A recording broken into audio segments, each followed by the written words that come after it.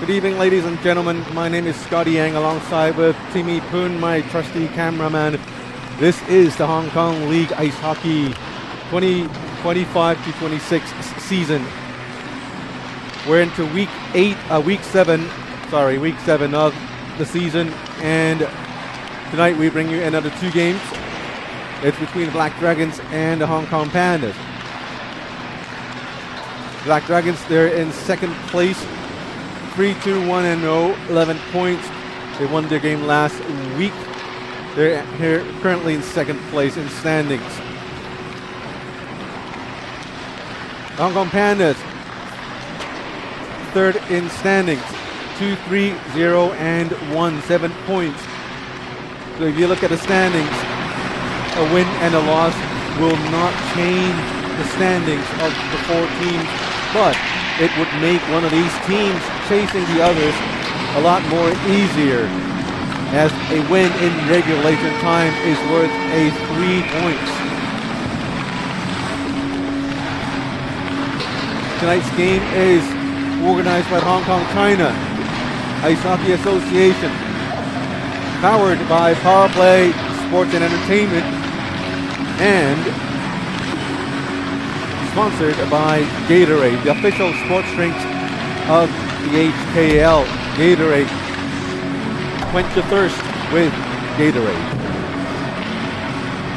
Tonight's referees, Mr. Timmy Cui, and I presume Greg Rosell. Yes. And the linesman, Mr. Alex Wong, and the other one currently picking up pucks a little too far away for me to recognize. We'll get them in a second. But before that, we'd like to offer a moment of silence to the victims of the Taipo fire a while ago.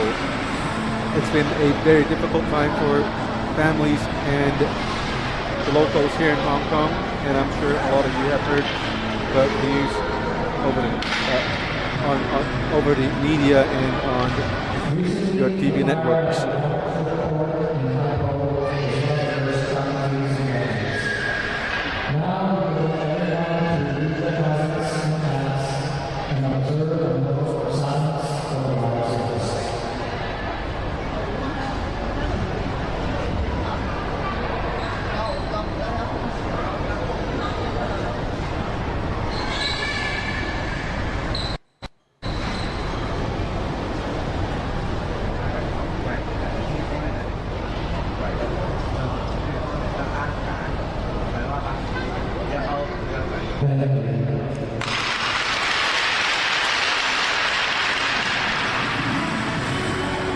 And we wish everyone all the best, especially with our new elections done. Hopefully everyone went out and voted yesterday. And we look forward to rebuilding the hearts and souls of Hong Kong over the next years. And tonight we have the Hong Kong Panda facing off against the Black Dragons. These two teams match very closely. The Hong Kong Panda with Whitney Olsen, Albert Kersons, and Jovi Watt. Karl Mock, youngster Karl Mock, he's been progressing very, very well in his league. And Karl Mock, Kersons, and Jovi Watt makes up a very good line for the Hong Kong Panda, with speed in both youngsters and experience and good skills in Albert Kersons, Mr. Sleeper in the draft. As for the Black Dragons, their heart and soul, number 51, Rhett Wilcox, and number 27, Ben McCaskill. Also with Joseph Latour, playing very well in the last couple of games. They are lacking a little puck luck over the last 5 games, as they are now in a 5-game losing streak. But do not forget, they are the only team who has beaten, well, not them, sorry, it's the Aviators. Forget, the referee is right here in the bench.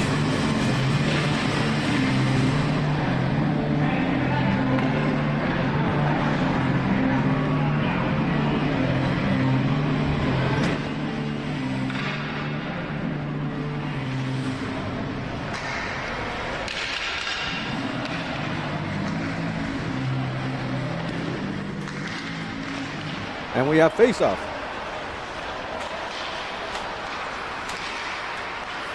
Three periods of 20 minutes each.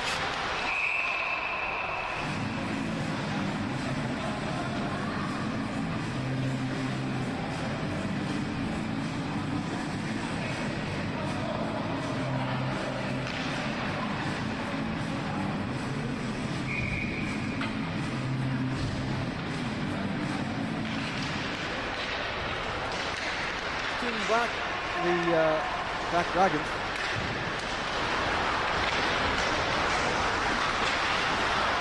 So we are having some audio trouble, so we are adjusting on the fly. Black Dragons coming in. Red Wilcox jumping right, tries to swim it, and getting on to the front side on the castle. The back all the way to the inside of the offensive zone, picked up by Isaac Chen. I was going to move it up front, and nice save by the goalie for the point. Moses Funk. The Bucks been playing great for the Hong Kong Panda over the last 5 games. Been very, very solid for the Hong Kong Panda. And at such a young age. It's been a great job for Moses facing against some of the best players in Hong Kong.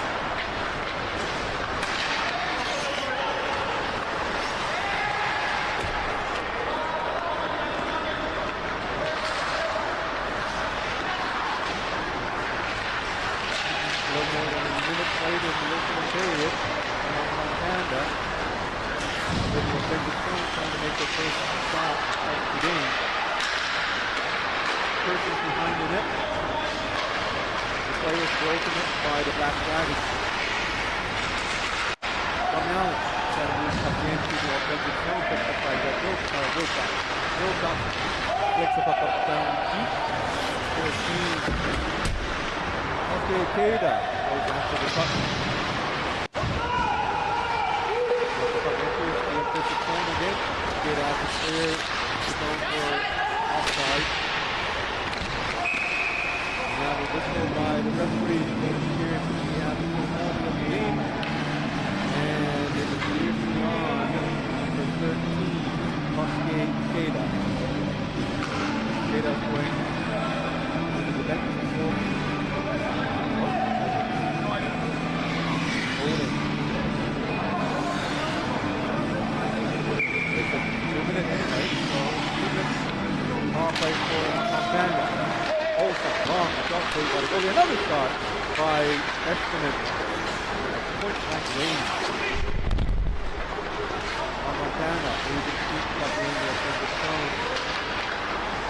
Back to Tom Allen. Missed the pass. Goes the zone comes to play. Nice pass to Tom Allen. I could not get through the puck. Almost using for a breakaway chance. Olsen from the left. Picked up the puck from behind the net, backhands it to his teammate, and he's lost the puck. Left the puck and goes down the crease.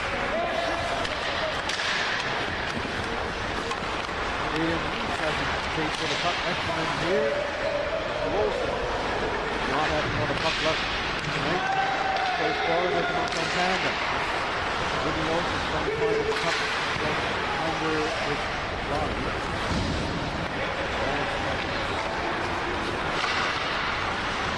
That's less than 17 minutes to go in the first period. Paul Knox on the right side pass to Hendon, and the 14 Hendon trying to pull it again. Burton Kang with the puck. Burton down the corner. Castle. Castle not passing. Going all the way in. Tries to go into the front. Takes the shot. Takes the force behind the net. Montana with the puck. 3 minutes, 20 seconds remaining in the power play. Person, Joby Watt. And accepted by Better Castle. Gambini. Burton Kang. Playing with the puck to Person. With 5 seconds remaining in the power play. And that was through it. 2 shots on goal in this power play attempt by the Hong Kong Panda, and we have another whistle here from the line. Face-off's going to be in the Black Dragons.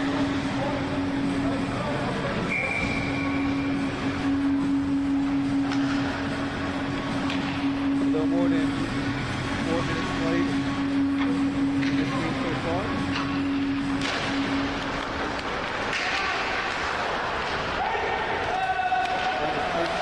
Ice the puck down on the rink. Goes to Stone, stuck the puck, trying to make a play. Here's the Wilcox, nice on his pass. Waiting in front is Joseph Couture. Pascal with the puck, and it's offside. All by line for Hamilton.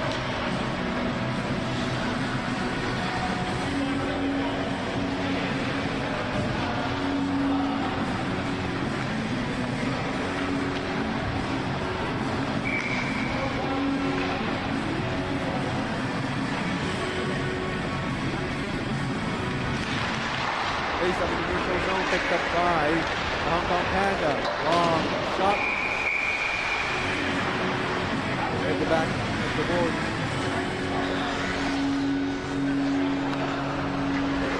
15 minutes 24 remain, and Hong Kong goal 14 in favor of the back. Face up in the Dragon zone. Gets the face up for Panda. Person right up the face up. It's a shot by Person. We have Wilcox from the left of the center. It's Joseph Couture. No room to pass as he was hesitated by Whitney Olsen from the back. Long shot, missed the net, but back to the right. John David comes it back in behind the net. Centering pass saved by Moses Stone. John David with a broken stick, left the stick and went in for a three. Puck stopped by Moses Stone for a face-off.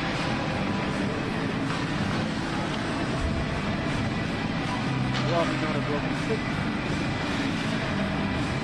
Looked exact to me, but linesman Cascade wanted to back to the second bench. John David was back to the bench for the third.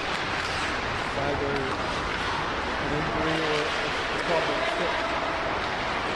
John David's back on ice now. It has to be broken stick and short. Off on Dragons. Intercepted the puck in neutral zone. Olsen circles around, finds space, moves the puck in. The excellent shot by John David. Black Dragons were able to make a shot from the right. Nice stick save by the goalie. Carl Muck tried to force a pass to the left and finds Jim England. England spins around with a shot and no goal. Puck was deflected out of bounds and will have face-off in the Dragon zone. 14:07 remaining in the opening period.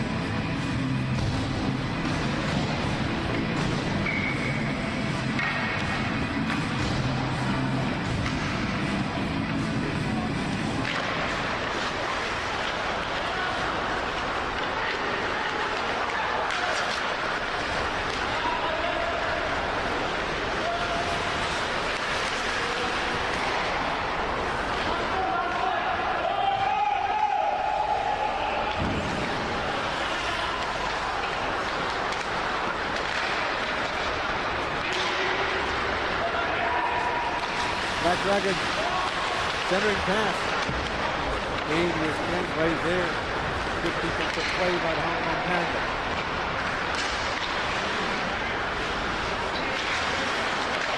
Hong Kong Panda going all the way in. Tried a shot, blocked by the goalie. Rebound picked up by Hong Kong Panda. Now we have to fight for the puck behind the net. Black Dragons, the pass. Coming out from the zone. Couture, to the right to 59. Ryan Wong back to the door. Isaac Tan. Behind the board, back out. Great defensive play by Hong Kong Panda as the Black Dragons were forced to stay on the outside.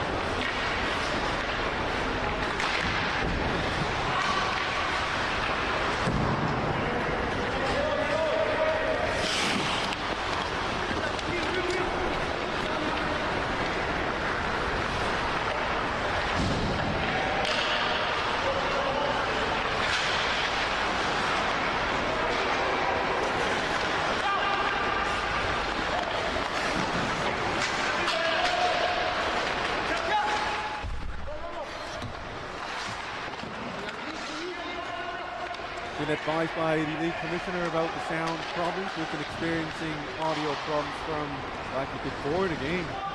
We're able to solve it just actually 30 seconds before we went live. And hopefully through constant adjustments and with the help of our dear commissioner, we have fixed our sound problem, and we also have problems with the instant replay system today, so we haven't been able to show you anything. We're trying to fix everything.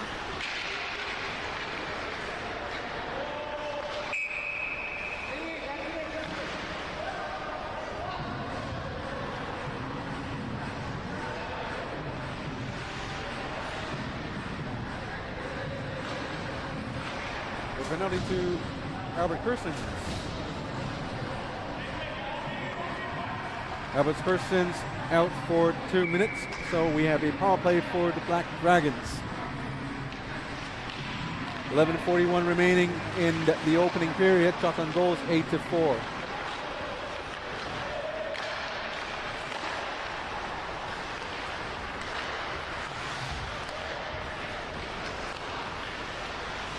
Wilcox from the left down deep, looking for someone to pass right in front of the net, deflected by the Hong Kong Panda. Minute 20 to go in the opening period. 1 minute and 35 seconds remaining in the power play. Here comes number 17, Andrew Lee.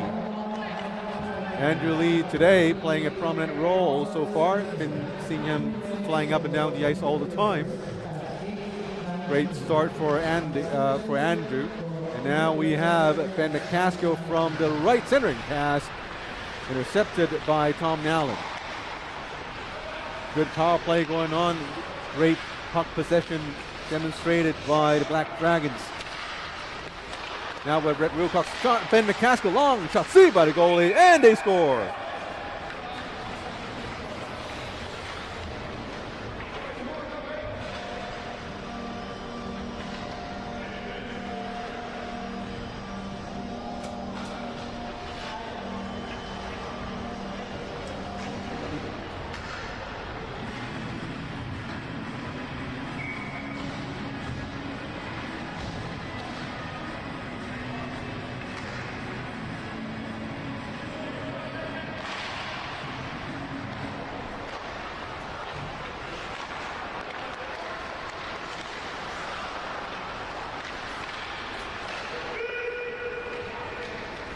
Shots and goals 10-4 in favor of the Black Dragons.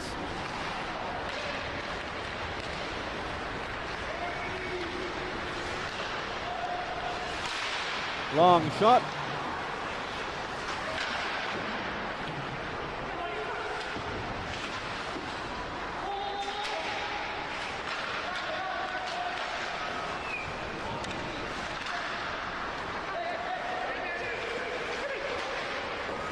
Just past the halfway mark of the opening period. We constantly try to adjust our system. And it appears our instant replay system is back online. But unfortunately, we have missed the goal just scored. We do apologize for the inconveniences we caused, but just have to remind everybody it's a one-man job here.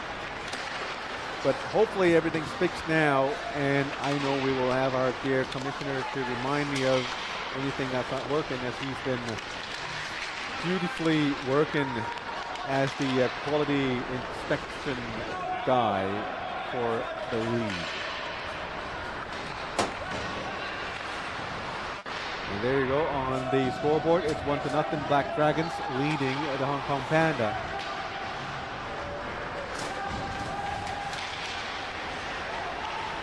Red Wilcox finds the puck on the blue line, moves it in.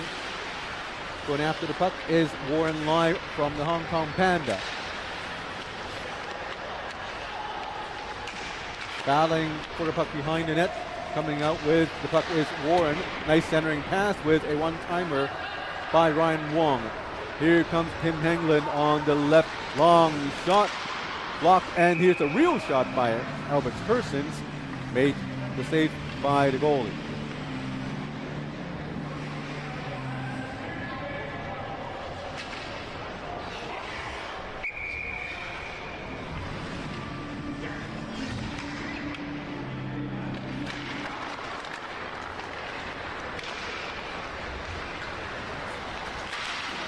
Jaden Ying received the pass by Red Wilcox. Wilcox centering pass, and they score another goal, 2-0 for the Black Dragons.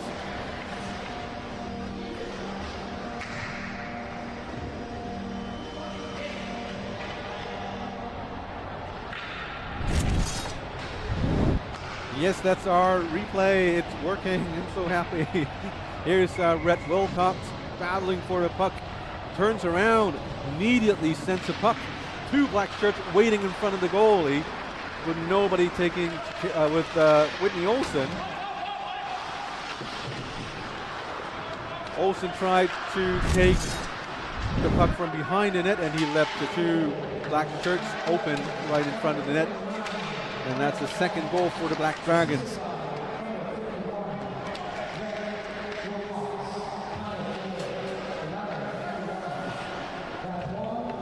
Under 8 minutes remaining in the game. Hopefully we have everything working now.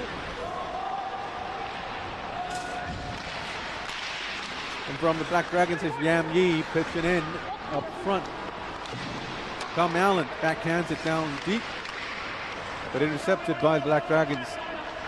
7:21 remaining in the opening period. Hong Kong Panda down by 2, trying to fight back, but the Black Dragons are not giving any space for him to attack. Yam Yi dumps it back in. Chasing after the puck is Joby Watt. Joby against Ben McCaskill. McCaskill tried to clear the puck into the neutral zone. Finds Tom Allen. Allen centering pass. Intercepted. Cleared down the ice for icing.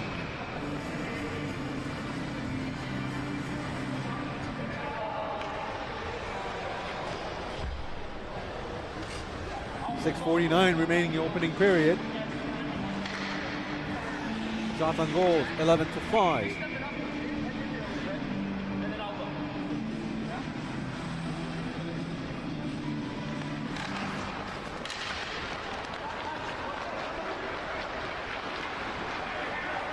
Here comes McCaskill with speed from the left, cutting in. No! Rebound picked up by the Black Dragons, dumped it back in and intercepted by Hurton Cheng. Now we have a breakaway chance. Oh, missed the shot, Joby Watt. Puck went wide and high. Now we have Andrew Lee centering pass, and we have a goal.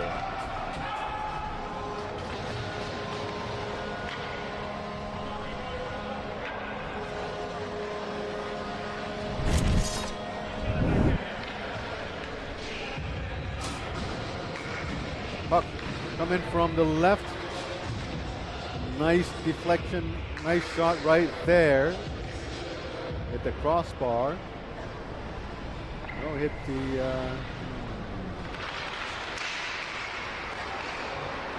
the top of the net. I don't have the best angles here. We'll rely on the on ice referees for better judgment.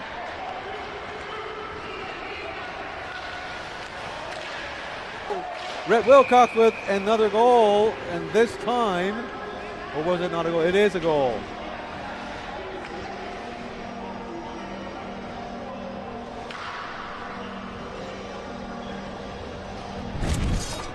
This time the other way. Here's Rhett Wilcox from the left side. Well, on the screen it's on the right. Nice pass, went far side and hits the net pass. Moses Fung. And just like that, well, they have regained the 2-goal lead. The score now is 3-1, and the Black Dragons is at it again. Nator tries to center a pass from behind the net. Hong Kong Panda cleared it down the ice for icing. 5:36 remaining in the opening period. A lot of stuff happening in the opening period. With 4 goals so far, we had a dysfunctional audio system and non-working instant replay. And now it seems that we have everything back online. McCaskill long shot through traffic. Goalie made the save. Nator with the rebound. And the goalie made a glove save for a face-off.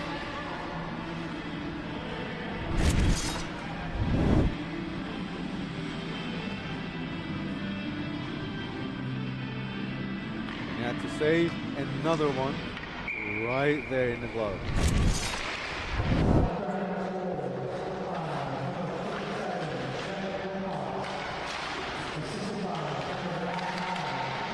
Black Dragons long shot and they're saved by the goalie. Here's Jaden Ng. Down behind the net. Puck battle in the corner. Coming up with the puck is Karl Mock on the right. Karl Mock on the right, Eschleman in center, Henlin on the left. Karl Mock forced into the corner, could not get it out, and McCaskill with a little flick, picked up by the Hong Kong Panda. Long shot wide and hit the back of behind the net. Henlin fights, carries the puck out and intercepted by McCaskill to Nator. Nator looks to the right, finds Rhett Wilcox and instead gives the puck to the left. Wilcox with the puck going in and tries to make way for a shot. Nator finds the goalie. Point blank shot saved by the goalie. Rebound picked up by Nator as well. Sean Navin long shot, another save by Moses Fung. Pandas cleared it down the ice. Not so much for icing. Hanglin was there for the forward check. Yam Yi intercepted the puck in neutral zone to Olsen. Olsen flicks it to his right, nearly a too many men. And now the puck got stolen by Isaac Chan, made a save. Moses Fung, the goalie. Shots on goal, 17-8. Dominating performance by the Black Dragons so far in the first period. Kerson's coming in, nice shot, and he scores.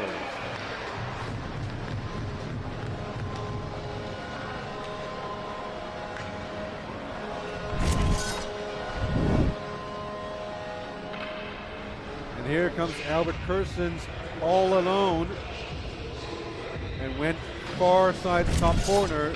Nice shot.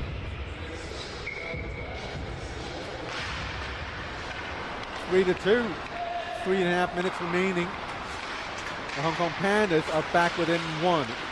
Isaac Chan tries to force his way through past the blue line. Here's Andrew Lee. Andrew Lee on the right, centering pass, shoots, and puck went out of bounds. Nice shot by Jovi Watt.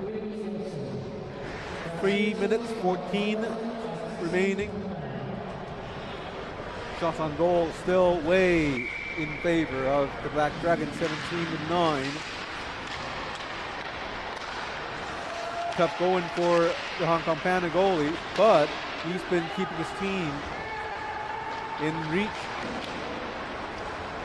of a tying game, as Moses Fung's been playing awesome so far this game. Hong Kong Panda passes between the two defensemen. Nice moves up to Kersons. Kersons try to go around, centering pass, intercepted, and now the Black Dragon has it. Tries to move it into the neutral zone. Now they do. Lucas Lau on the left side fighting for possession, moves it to number 98, Isaac Chan. Isaac along the boards with Lucas Lau.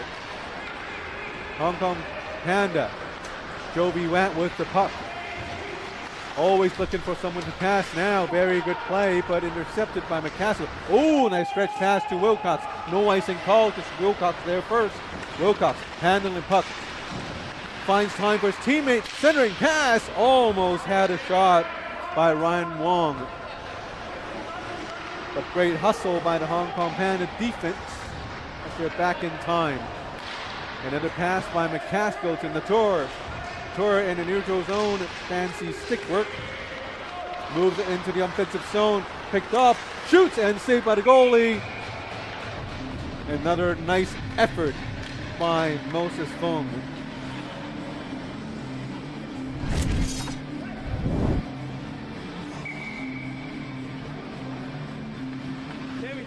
The Hong Kong Panda lost their puck in their own zone, and Rhett Wilcox took the opportunity, went near side top corner, but only find the glove of Moses Fung. 18 saves already, still performing awesome. Hong Kong Panda with a nice saucer pass, a little too high, but gloved down by Lucas Eschleman. Tries to give it back to Karl Mox. Nice pass! Shoots! Goalie had a piece of it. Puck hits behind the net, behind the goal. Whitney Olsen, long shot. Hits the body. Latour with the puck, a minute left in the opening period. Ryan Wong to Ryan Lee. Back to Ryan Wong and a shot save by Moses Fung with 51 seconds remaining in the period. Teams are just separated by just one goal. The Black Dragons are ahead, but not by much. It's still anybody's game, as we do have two full periods still to play. And after this game, we will have the second game of the night, and that would be between the Toro Bulls and the Aviators.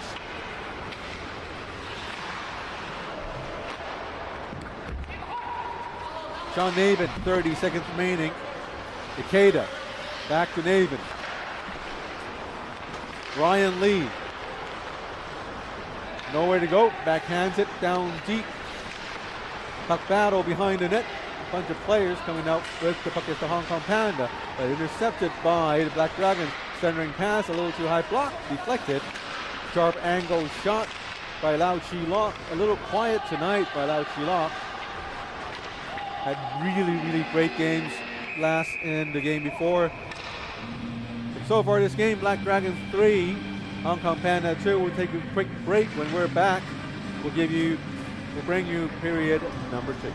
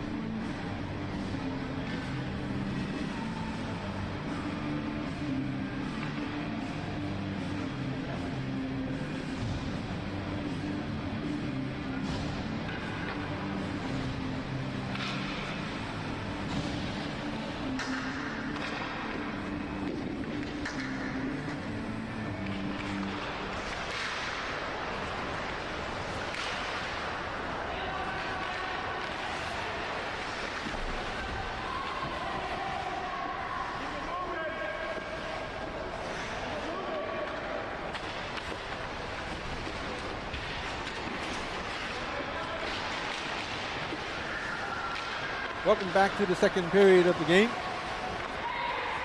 Score 3-2. The team in black, Black Dragons, of course, leading the way by just a goal. The Hong Kong Panda from the beginning of period number 2 started attacking, and during the intermission I've been listening or eavesdropping to both benches. A relatively calm Black Dragon bench during the intermission. Players were calm and cool, taking a breather in between periods, but the Hong Kong Panda bench, GM Whitney Olsen, quite vocal, giving pointers, reminding team players on what to do, and some tactical management by Olsen. A nice goal by, no goal! And now we have goal, or do we?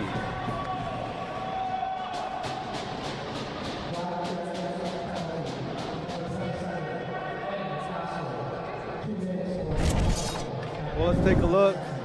Here is a no goal, and the second one right there. We're not quite sure. Let's kind of roll it back and take a look. The first shot was definitely a non-goal. It's right here. It hits the skate, the post, skate and then post. And then here comes the second one.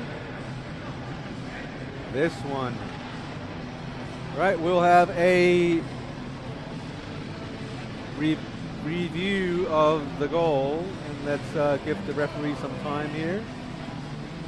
And so here is the first shot. This is definitely a non-goal. And the second one right here.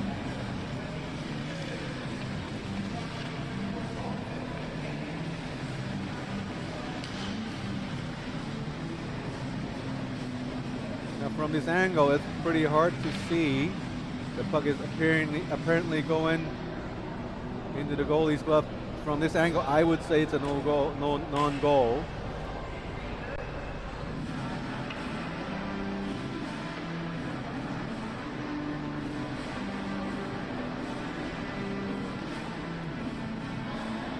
It's probably non-goal. No goal. All right. It is a goal. It's a goal.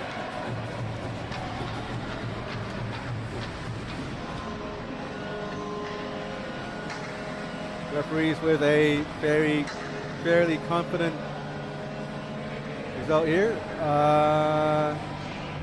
It probably went. Oh no! It probably went into the gloves of the goalie. Into the glove. Yeah, the glove. Oh, okay. Good. Yeah. The goal. He called a goal on ice.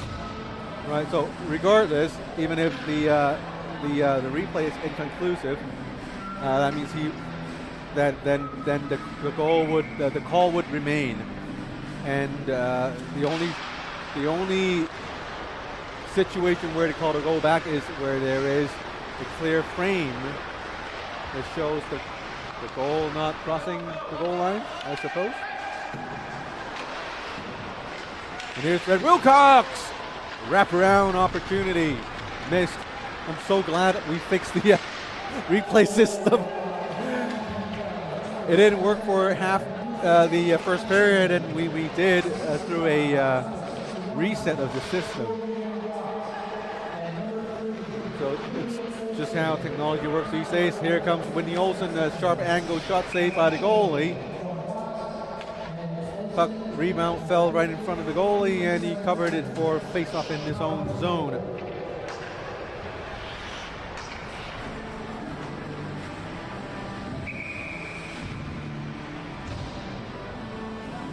And with a goal, it's a tie game now, 3-3, and whatever Whitney Olsen said during the intermission, it appeared to be working.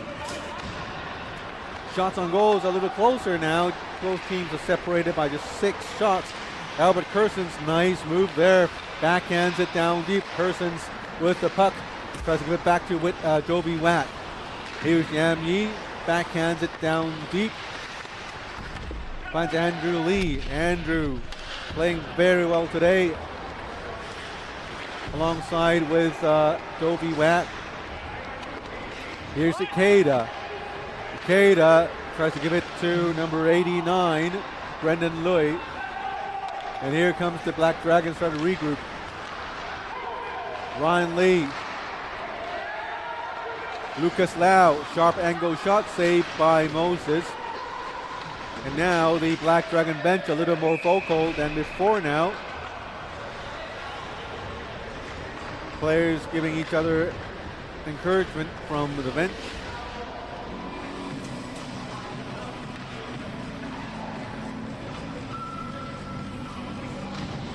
Not a very fast-paced game so far in this period, but we do know these teams, especially the top players of both teams, they are capable of playing the full 60-minute with 100% strength and speed. The heart and soul of the team, Ben McCaskill. I'd say McCaskill is the soul of the team. Latour down low to Ryan Wong. Play goes all the way back to the Dragon zone.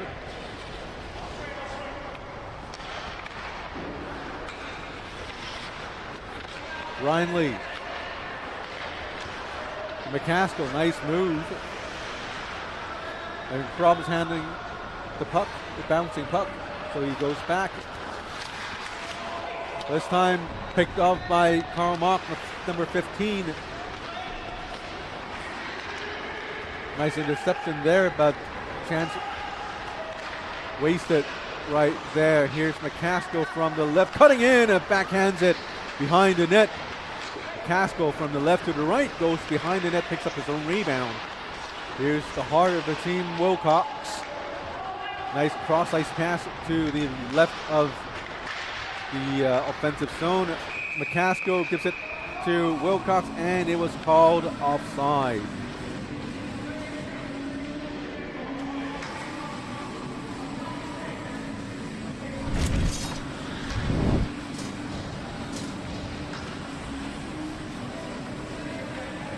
And it was an offside call.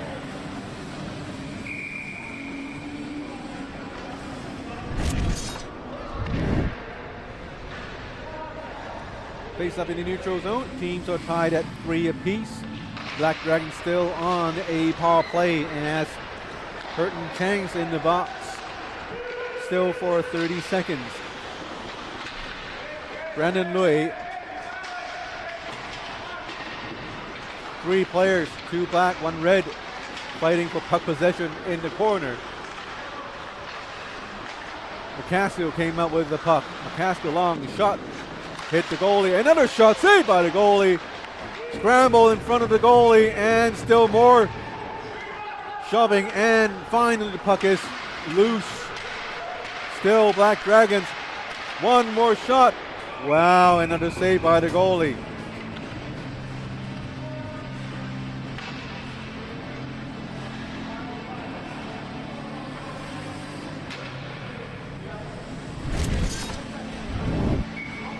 Lots to show, but wrong camera.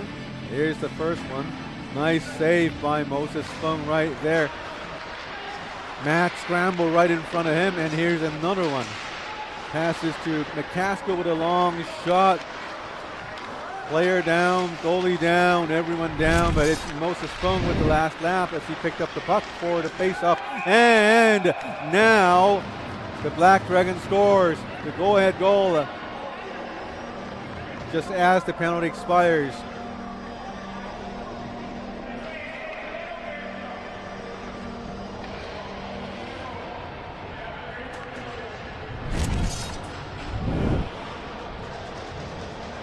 Here's the Black Dragons with the play to the top of the slot. Saved, and another rebound. This time the goalie could not make the save. And Black Dragons have the lead again, 4-3. Jovi Watt try to cut into the slot.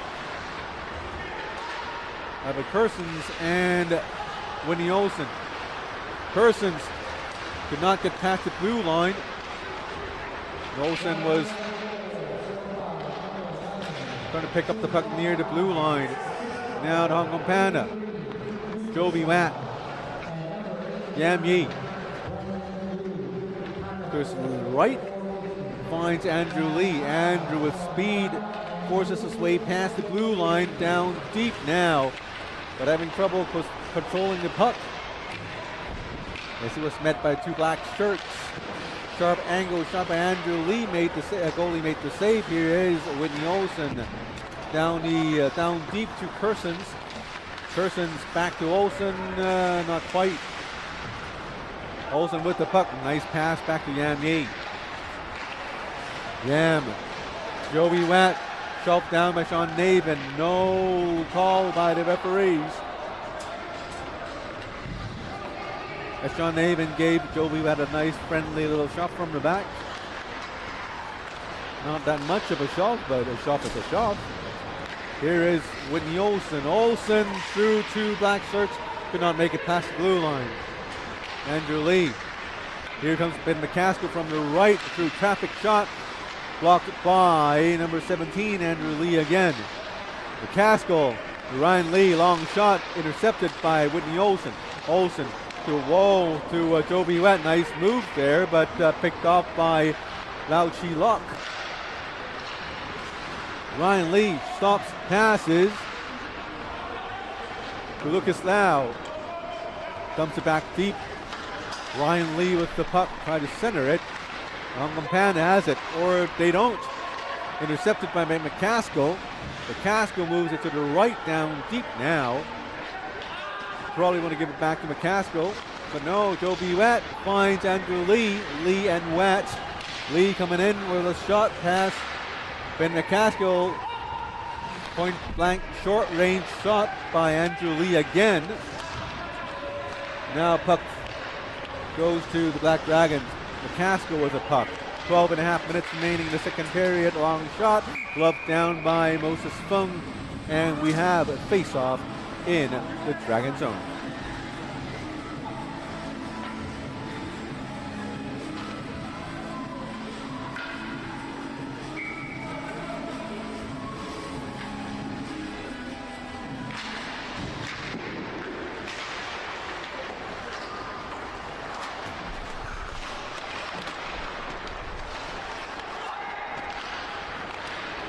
Twelve and a half remaining. Here comes Kyle Mock.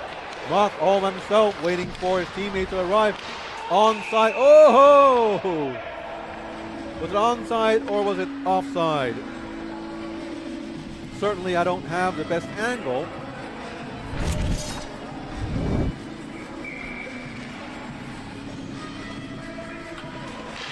Probably offside.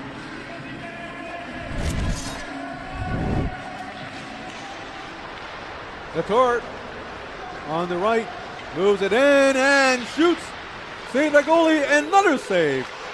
Wow, Moses Fung. Moses lost his stick, gets up. Cross-ice pass by the Black Dragons. Latour almost had a shot. And now Moses Fung picks up his own stick.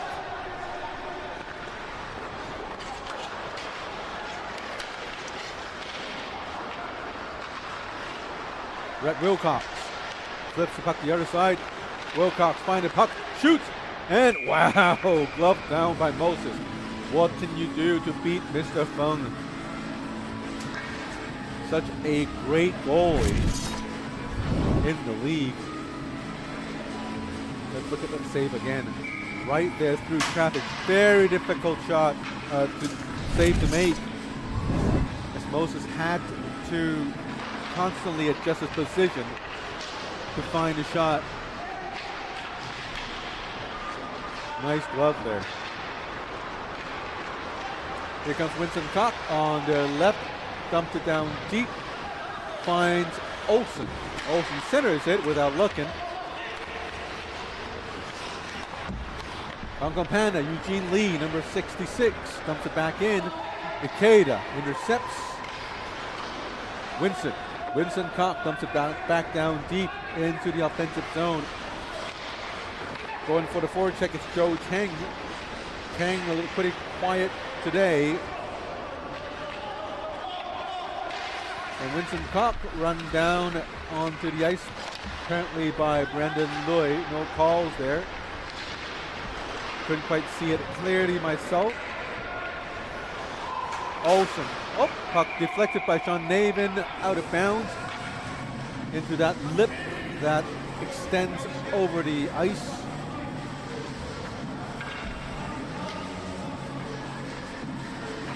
A one-goal game between the two teams. Black Dragons leading 4-3 as we approach the midway mark of the game.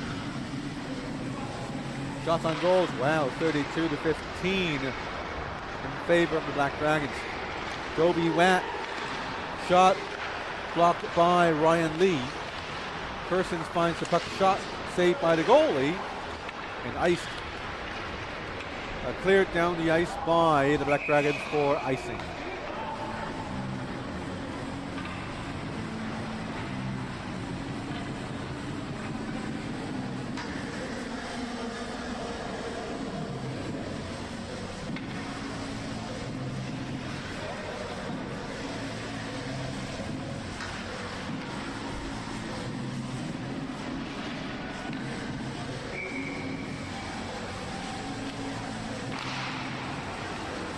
Face-off won by the Black Dragons. Try to clear it into the neutral zone. Now they do. Lau Chi-Lok tries to find Ikeda, intercepted by the Hong Kong Panda. Lau Chi-Lok past the blue line, no offside, long shot. Slightly wide. Puck hits the back of the boards in the back of the net. A little top there by Yam Yi. Tom Allen to Abbott Kersons on the left. Kersons, sharp angle shot, a little high.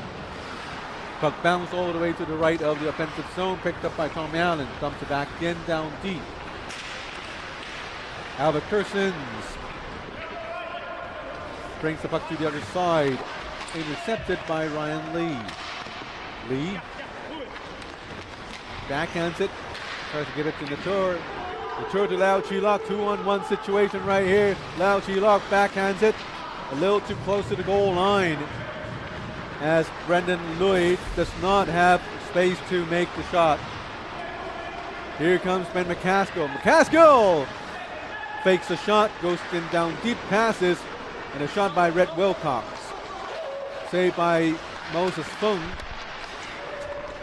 Yam Yi jams the puck out into the neutral zone. 2-on-1, 2-on-2 now. Andrew Lee tries to center it to Kersons. Rhett Wilcox left down to himself.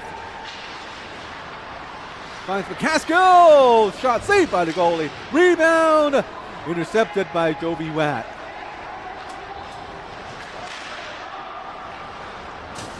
Dangerous chances by the Black Dragons. Another save by Moses Fung. Centering pass to Ryan Wong. Shoots. Almost deflected in by Nate Latour. Shots on goals, 36-16. Feels like I'm watching a Vancouver Canuck game. It really does. I don't know, but pains me to watch the Canucks these days. Oh, the Black Dragons. Another shot saved by the goalie. Oh my, it feels like, I don't know what to say. Rogers Arena, the same great goalies of the Vancouver Canucks, be it Colapilo or Lankinen or Demko, everyone plays like Moses Fung now. As Fung, he's like, I don't know what to say. People say, like, you stand on your head. No, I don't know. He's standing on his hair, doing everything to keep his team in the game, despite the outrageous number of shots on goals, which is 39-16. It's just a one-goal game. It's just how Moses Fung has been so amazing. And without a doubt, he is currently the best player in the game right now. But of course, we still have a period and a half to go. But right now, it's anybody's game. But certainly the Black Dragons are the dominant team right now. Eschleman holds on to the puck near the blue line, controls play, brings it down deep to Karl Mock. Mock behind the net meets two black shirts coming out with the puck. Great job there. From behind the net, centering pass to Olsen. Shoots, deflected. Puck ended up high and whistled down by the referee.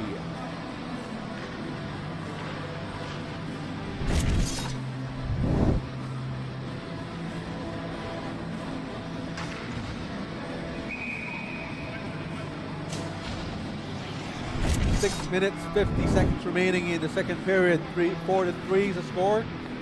The Black Dragons leading Hong Kong Panda by 1 goal. Scores to 4-3. Now we have Rhett Wilcox beating the icing. And Jaden Ng right in front of them waiting for the pass. Nice play by Jaden Ng as he did the right thing by filling in all the lanes and standing by for a pass from Rhett Wilcox, but great D by the Hong Kong Panda this time. Hong Kong Panda, Eugene Lee. Long pass down deep, a dump rather. Rhett Wilcox dumped it up. Ben McCaskill almost forced his way into a breakaway. Ran into Tom Allen, just past the blue line. Allen getting up slowly.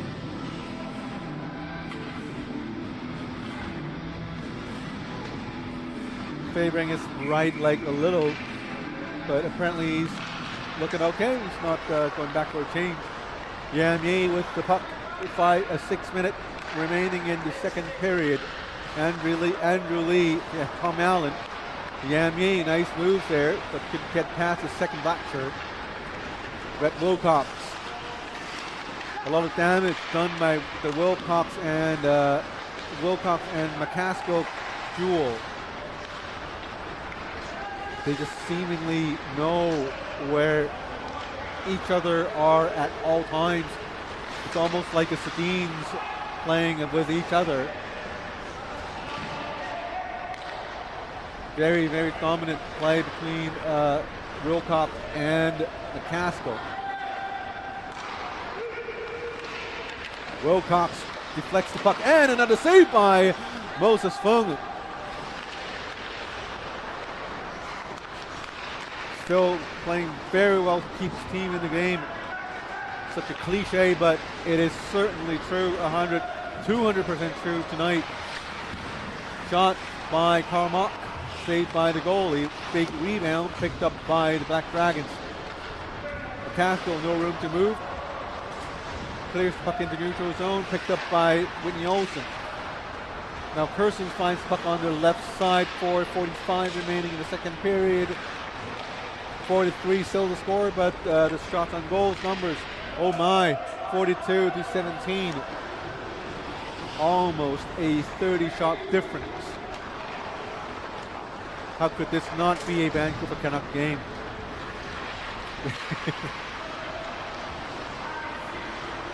Olsen with the puck. Called offside, I believe, by the linesman, front linesman, Alex Wong. 4:18 remaining in the period. 42-17 is shots on goal numbers. That's the headlines so far this game. Black Dragons playing really in a dominant fashion. But who's really dominating the game is goalie Moses Fung. Curtin Cheng with the puck from neutral zone, going back in his own defensive zone. Finds Winnie Olsen. Winnie Olsen double teamed. Squeeze the puck out to Tim Hanglin. Tries the shot. Blocked by a leg. 3:40 remaining in the second period. Curtin Cheng brings the puck in, but it's offside. Players need to get back out, but because they didn't, it's going to be an offside call. It might be an intentional offside, but the linesman decides to be generous.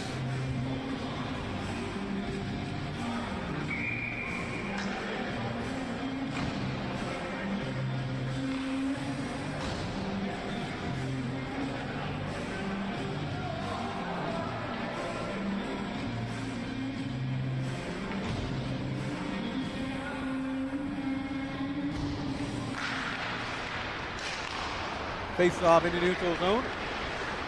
And again, the Hong Kong Panda does have two goalies standing by. Evan Thorpe and Pitless Joe, both suited up for the game.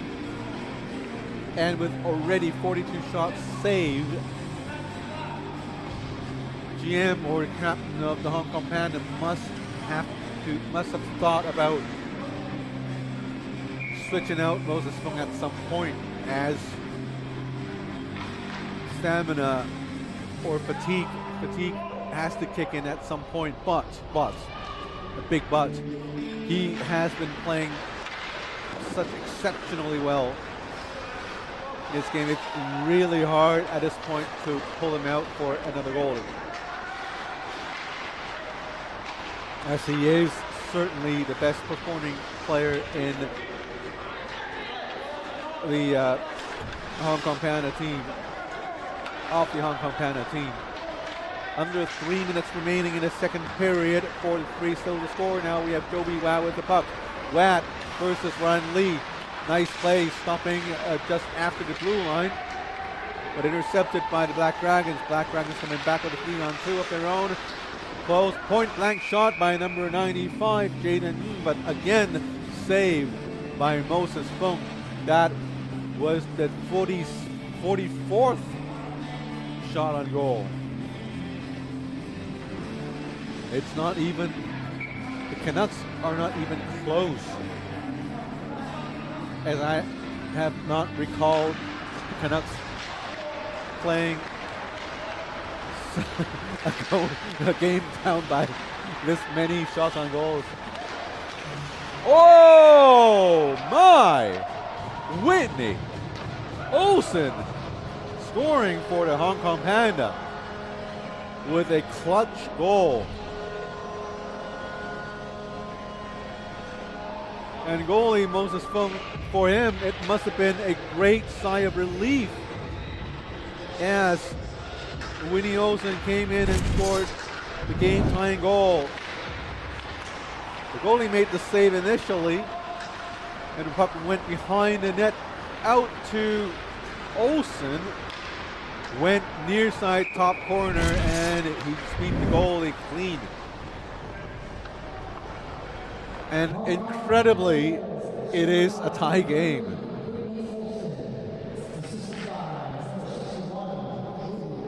4-4 game, 2:08 remaining in the second.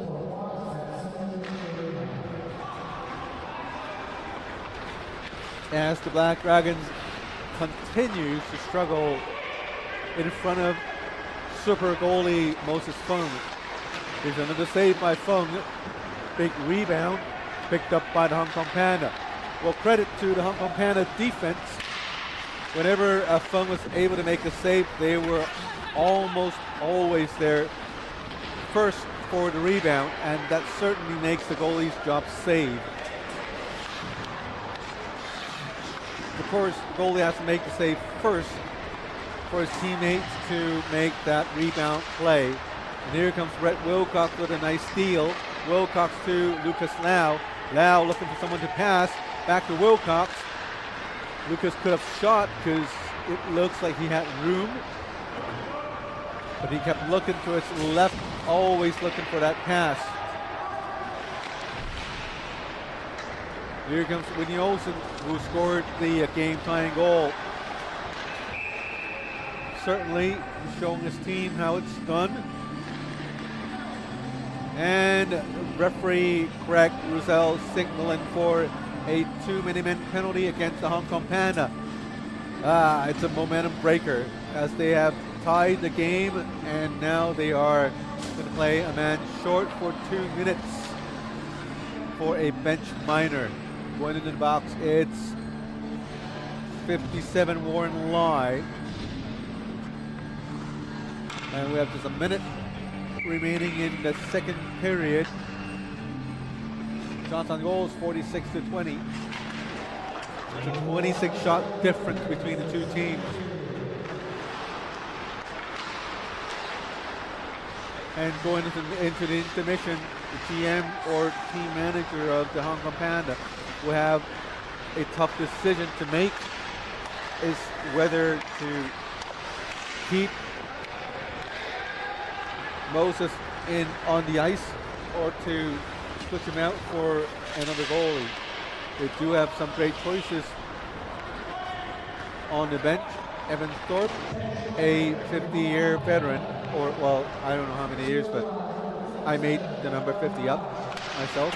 A longtime veteran with a lot of experience, with young and energetic Tillis Joe.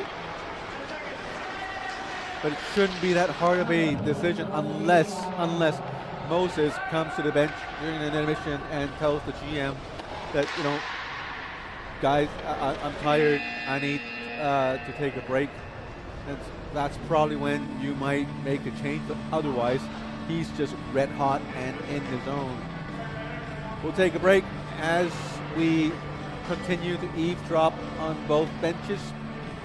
When we're back, we'll bring you period number 3 of this game.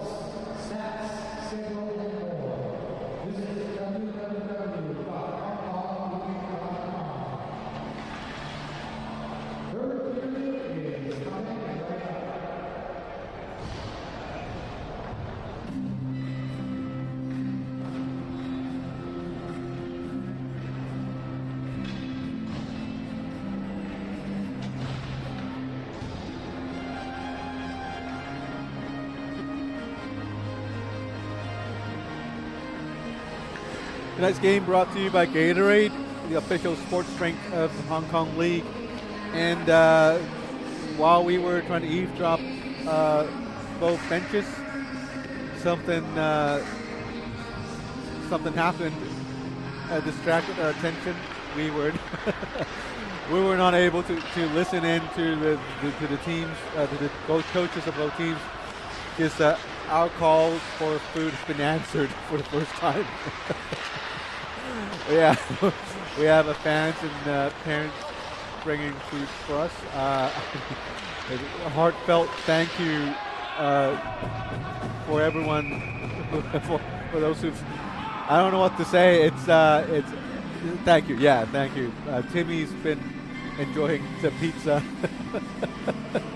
and I'll be having mine very, very soon. Thank you very much for the support.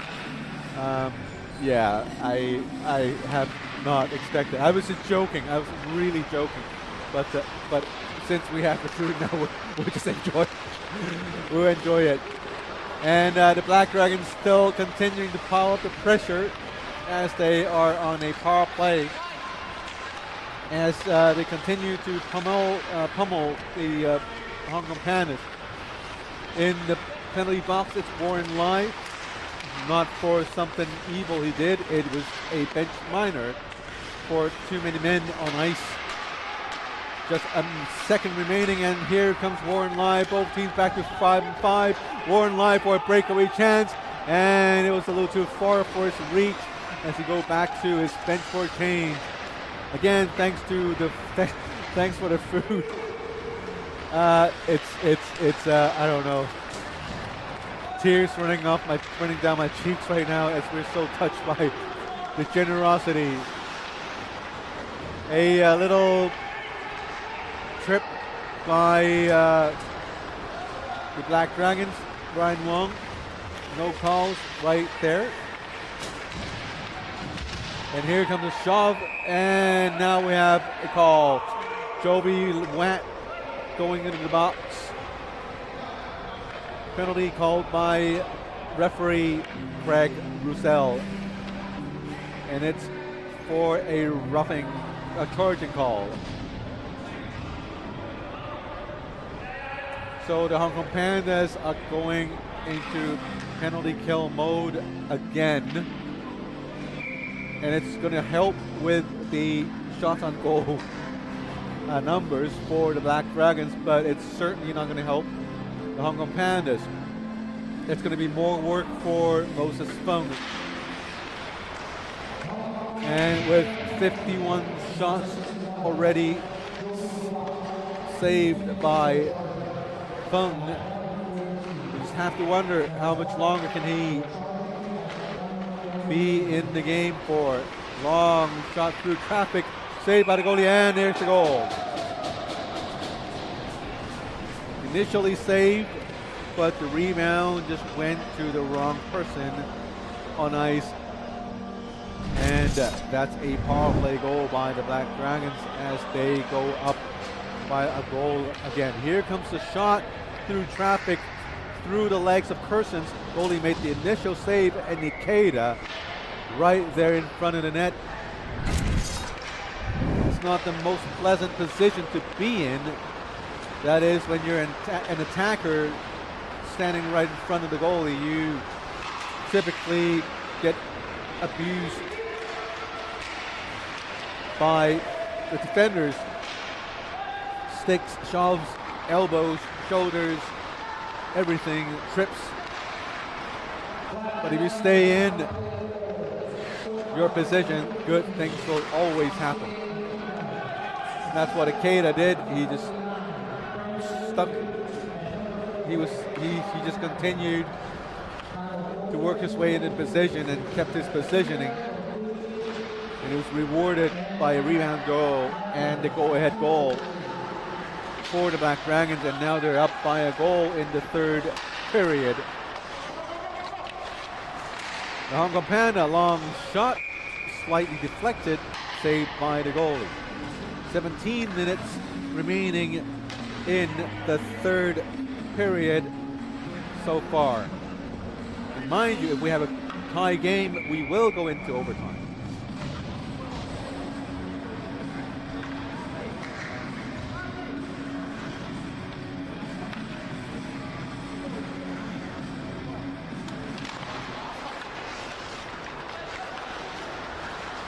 Can't let the food distract me from my work.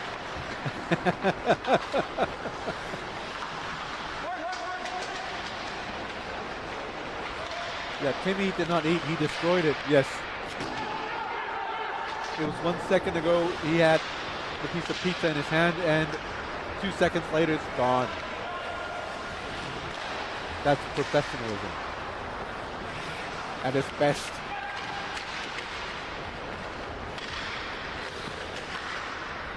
Both teams back to 5 apiece, and now we have a 2-on-1 opportunity, and he scored!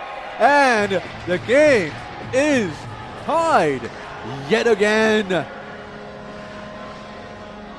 Great effort by Karl Mock, the youngster, number 15, as he was able to beat the goalie with a clean shot. Coming in, it's a 2-on-1 situation. A mistake by the Black Dragons. Could have passed, but he saw the shot and he went 5-hole, beating the goalie. And it's 5 apiece. Teams are tied. The Hong Kong Pandas are just not going away. And here comes Whitney Olsen. Wilcox, great pass. Ryan Wong spins around, goes down deep. Wilcox, and saved by the goalie. Really took the whack at, I believe it's Ryan Wong. Yes, it was Ryan Wong. As Ryan Wong kind of had a little love tap. And Moses, probably exhausted Moses.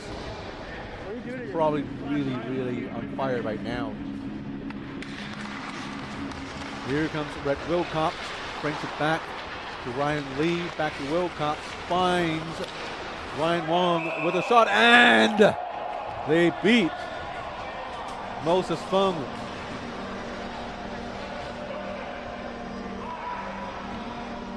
Moses still down. Must have been exhausted. Tough game. Here comes the play from the slot. Moses make the initial save, and Natur whacked the puck in midair. And from that angle, it's not high sticking. Probably. Likely not high sticking. And we're having a little discussion. Linesman. All right, we have face-off 6-5. Black Dragons up again. Frustrating goal by frustration felt from the goalie. Moses Fung, he had it.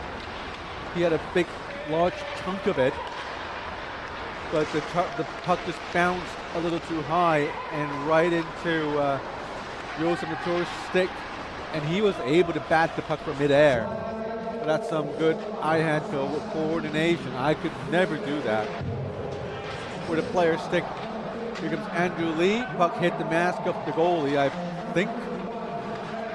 Takeda brings it out into the neutral zone. It's a one-goal game. Black Dragons has a slight advantage, but in terms of shots on goals, they're up by 54-23. Puck battle in the corner. Finds Yam Yi. Long shot through traffic. Saved by the goalie, and McCaskill tries to ice it to clear it up into the neutral zone. Now they do, but the puck found Andrew Lee. Takeda stole the puck, gave it back to McCaskill. Here comes McCaskill with the puck, goes past the first guy, and going past the second, shoots just before he got shut down by the two red shirts. 14-19 remaining in the third period. The score is 6-5. Black Dragons with a one-goal lead in the game.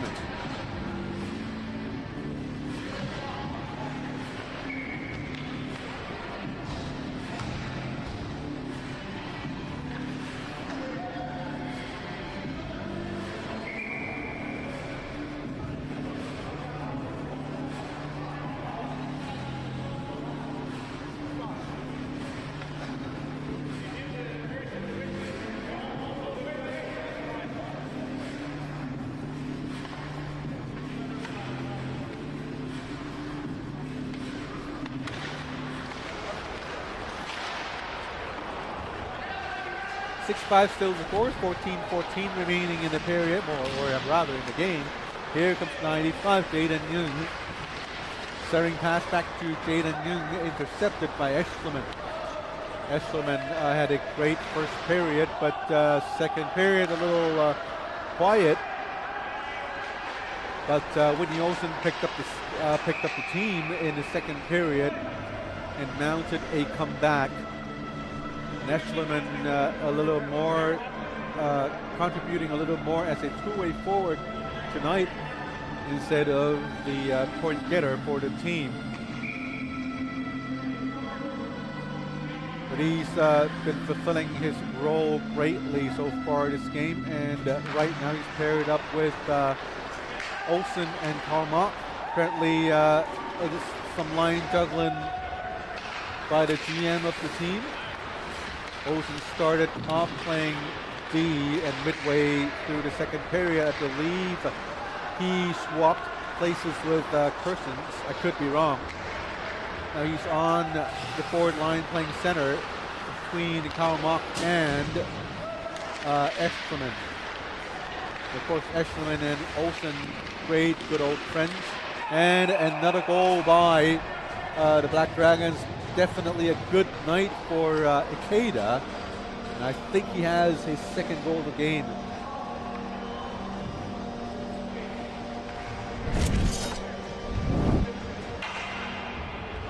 Here comes the goal. Red shirts. You see him now. You don't. Ikeda's completely missed as he's been on the far side all by himself, and one whack, two whack. There it is. 7-5, and the Black Dragons regain that long lost 2-goal lead over the Hong Kong Panda. With 13 minutes remaining in the game, Hong Kong Panda had every chance to come back.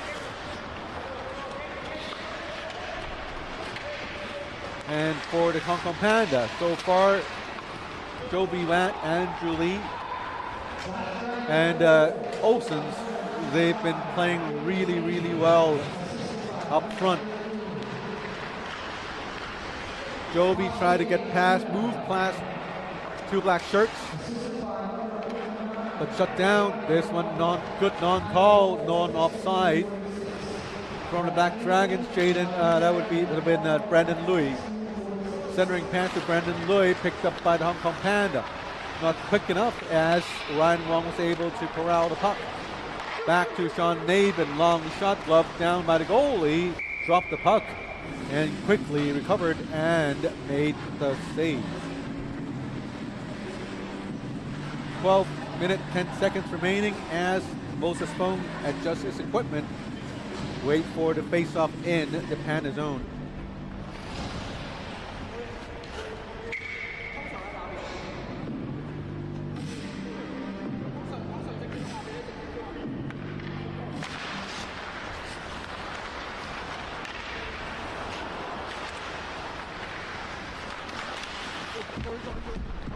Hong Kong Panda trying very desperately to get the puck out of their own zone, but they can't. Here comes Jaden, long shot, and they score again. Great hustling play by Ben McCaskill on their right side. Forced the puck out into the slot and finds his teammates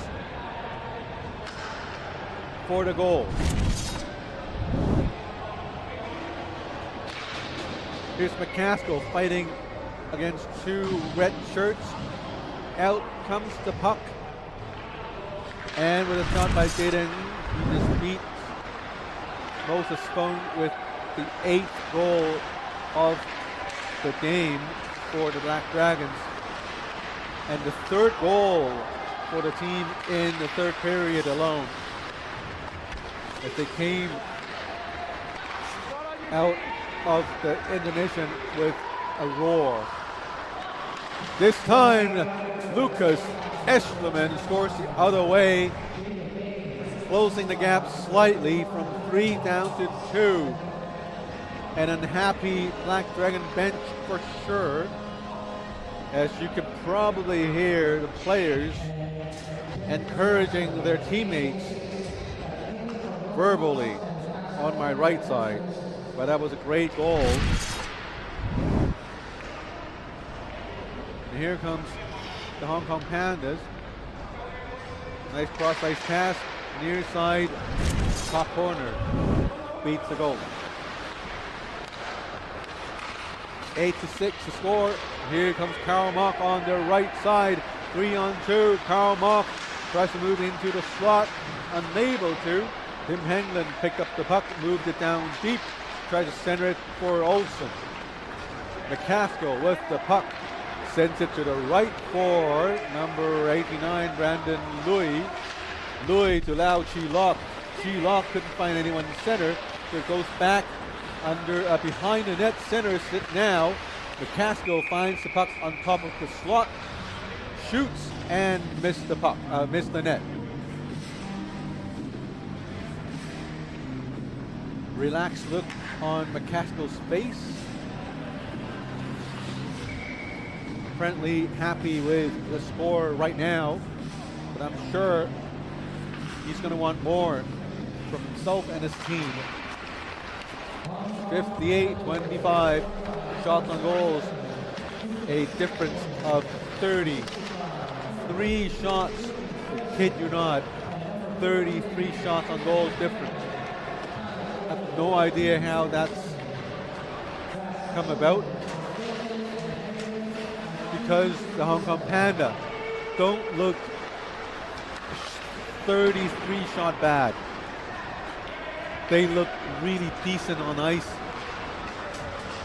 but it's probably a testament of how well Moses Fung has played so far this game. And here comes Joby Watt, almost, and now he does. Joby Watt with a long shot, saved by the goalie, and was deflected out of bounds. Face-off in the Dragon zone with 9:53 remaining in the game.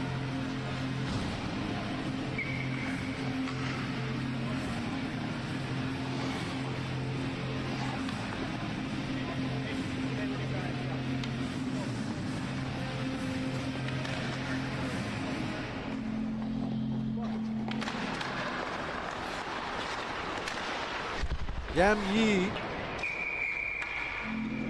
with a long shot deflected, hit the lip, extending into the rink of the second floor of the shopping center. For those of you watching overseas, the majority of ice rinks here in Hong Kong, all but one, are built inside shopping centers. And here comes the Black Dragons with another goal, quickly regaining their 3-goal lead.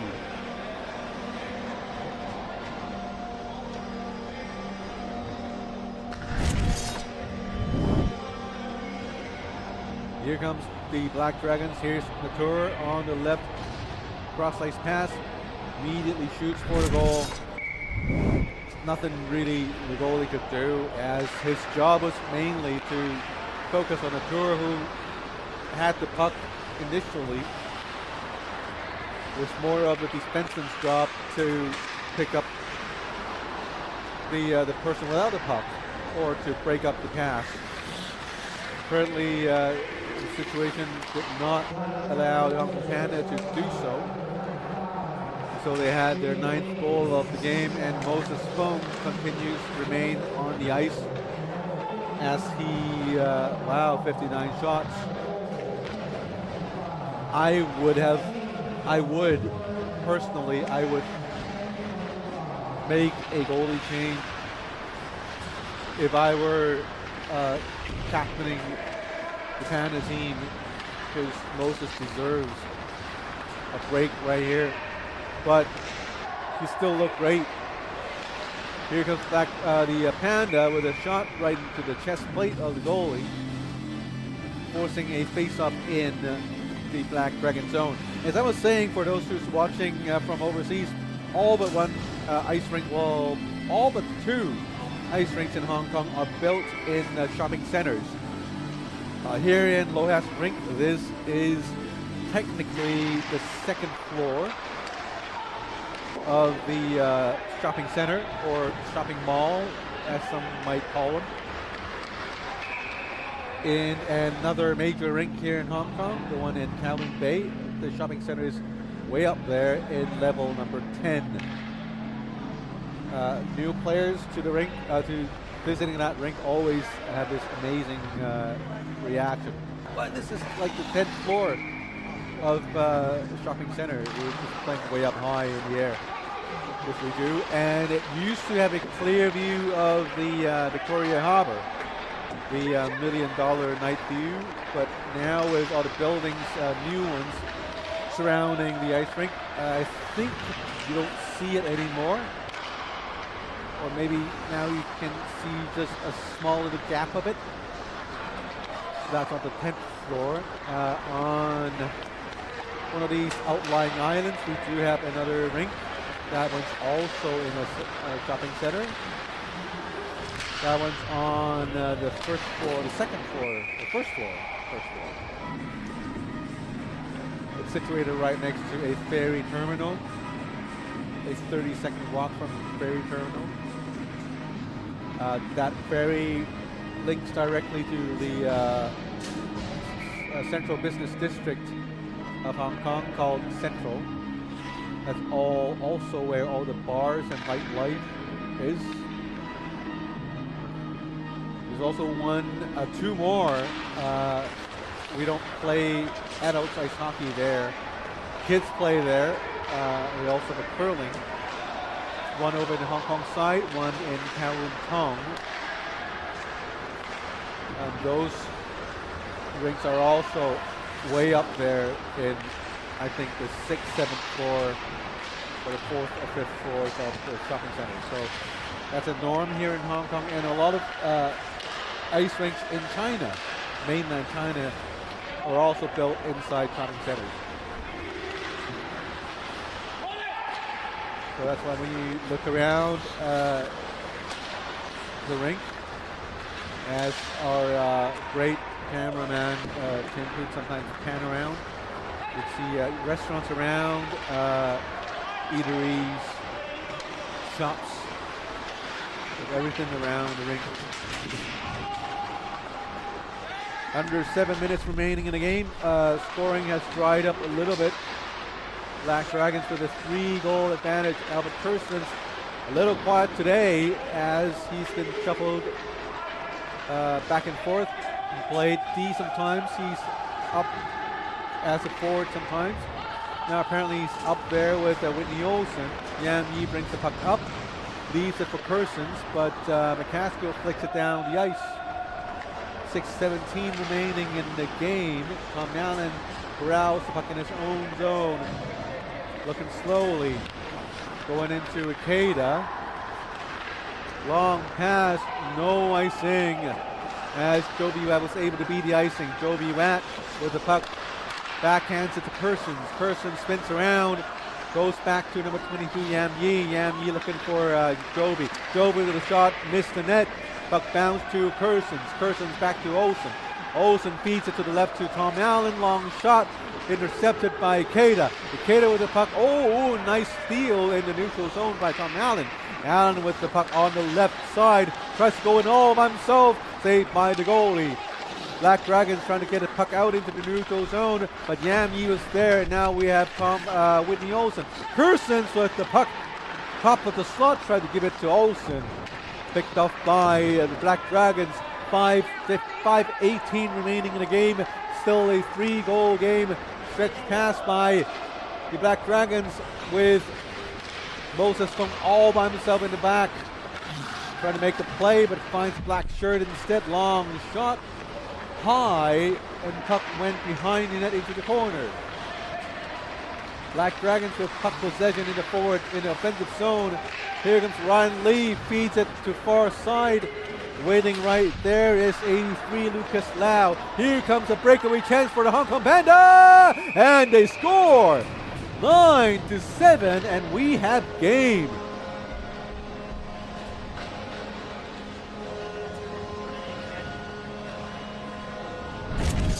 It was such a nice goal.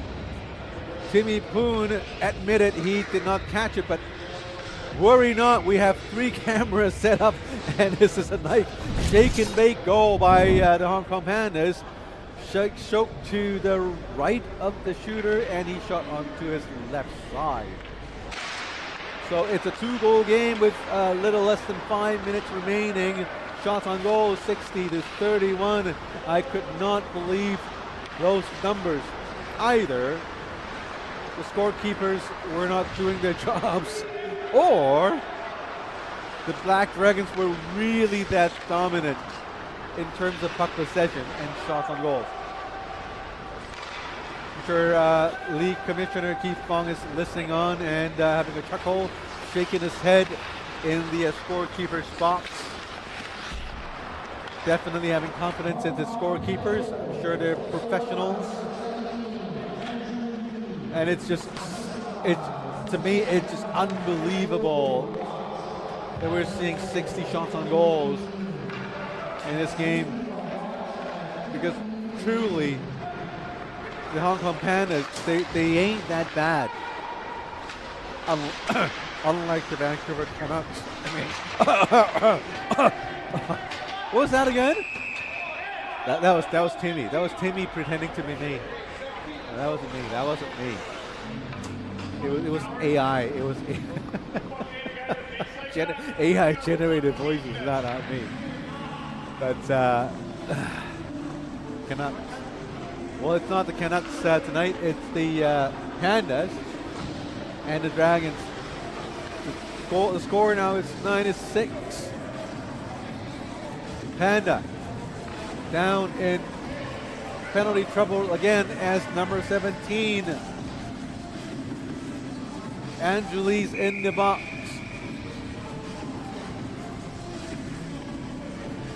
3 minutes 34 seconds remaining in the game.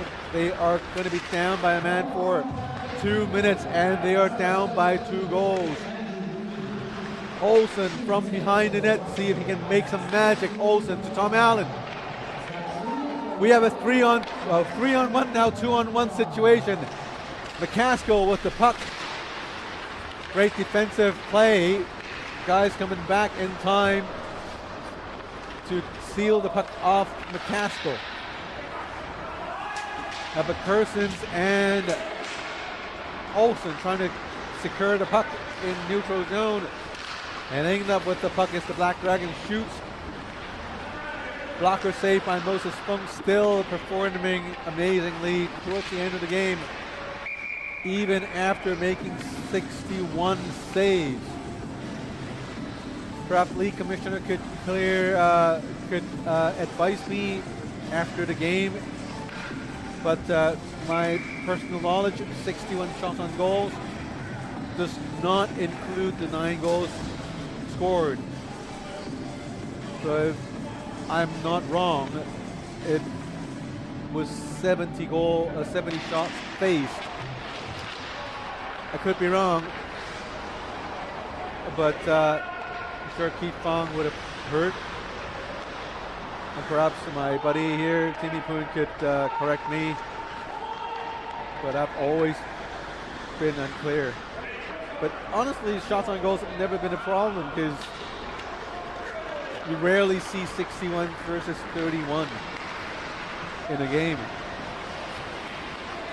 Wilcox to McCaskill. McCaskill finds Ryan Lee. 2:09 remaining. Shot deflected. Now with centering pass. Missed everyone. Puck finds the corner. Here is Latour playing great tonight. Back to McCaskill. McCaskill, Latour, and Rhett Wilcox trio working magic tonight. As they were able to score 9 goals combined. Well, not just the 3 of them. So I'm sure the 3 of them is a huge factor in the win tonight. Well, most likely going to win. Here's Rhett Wilcox with a score, and they scored. 10-7 as they regained their 3-goal lead. And that should really do it for Black Dragons, as they are able to keep the distance between them and the Hong Kong Panda in terms of the 2nd and 3rd place race in team standings, and they're still putting pressure on the Toro Bulls, who are in 1st place still overall in terms of team standings. And what a goals galore tonight as the teams combined for a 17-goal night. With a little luck, we'll see 100 shots on goals combined. Here comes Whitney Olsen on the left, tries to find Kersons. Kerson missed the initial save. It finds the puck in between his legs, tries to make another save, and then a shot. But this time, puck went out of bounds. Face off in the Dragon zone with less than a minute to go. 3 goals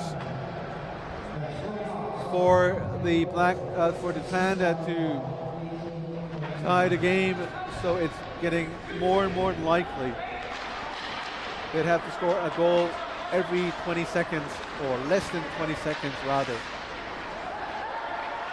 Doesn't help if the Black Dragons have possession. Here is Brandon Lloyd.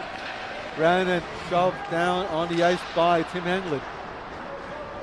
Burton Chang, 39 remaining seconds. Off the boards. Here's Wilson.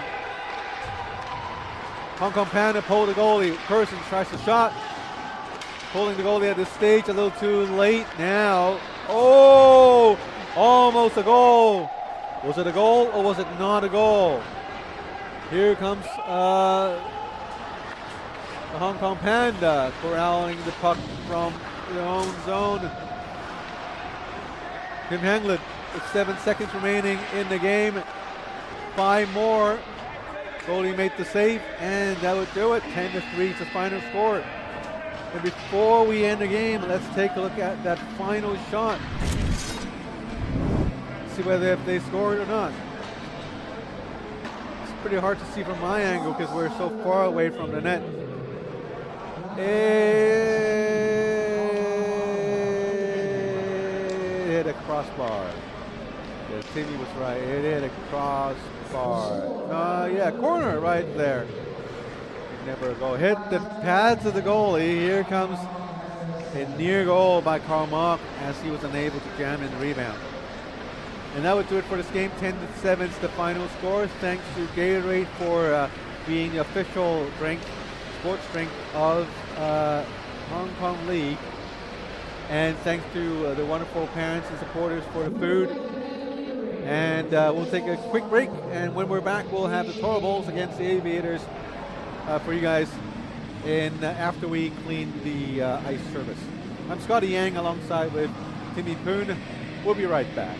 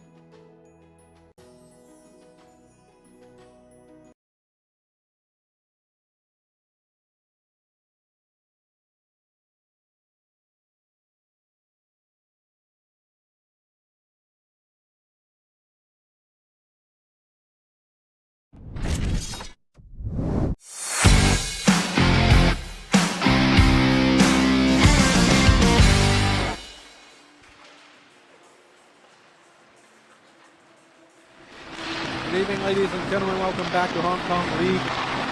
We're in League number 7. Today is the 8th of December. Welcome you to get another edition of Hong Kong League action. And I'm Scotty Yang alongside my trusty cameraman, Mr. Kim Ji-Boon.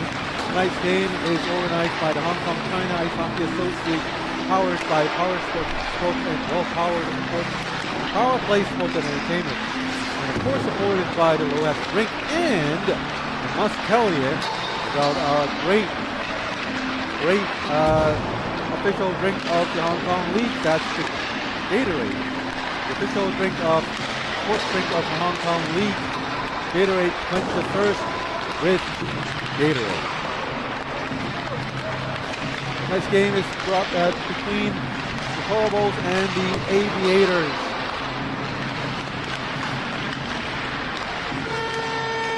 As both teams cannot be any more different in terms of standing. The Toro 5 games in a row, and the Aviators 5 losses in a row. The Bulls in the top place, and the Aviators in the bottom place of the standings. But believe it or not, the Aviators are the only team who were able to beat the Toro Bulls. It was an overtime win, the first game of the season. But after that, it's been all downhill for the Aviators.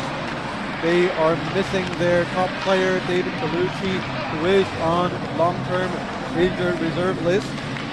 But they've signed Pavel Voronov mid-season to replace him.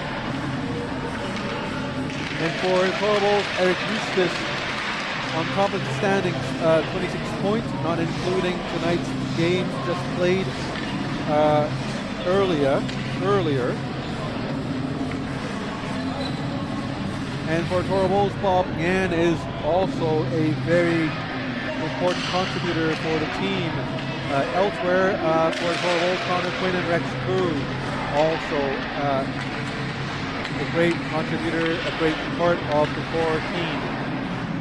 As for the Aviators, tonight they have their second drafted, the player they drafted, their second choice to draft the player is Mr. Jimmy Fanstone, who is playing his first game this season. So he is going to be an important part for the Aviators.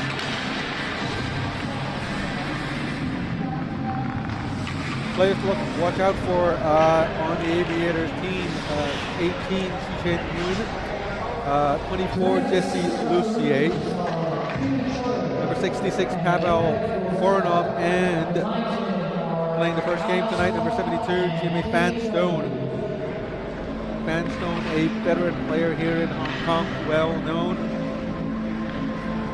with his skills, his toughness, and his sportsmanship.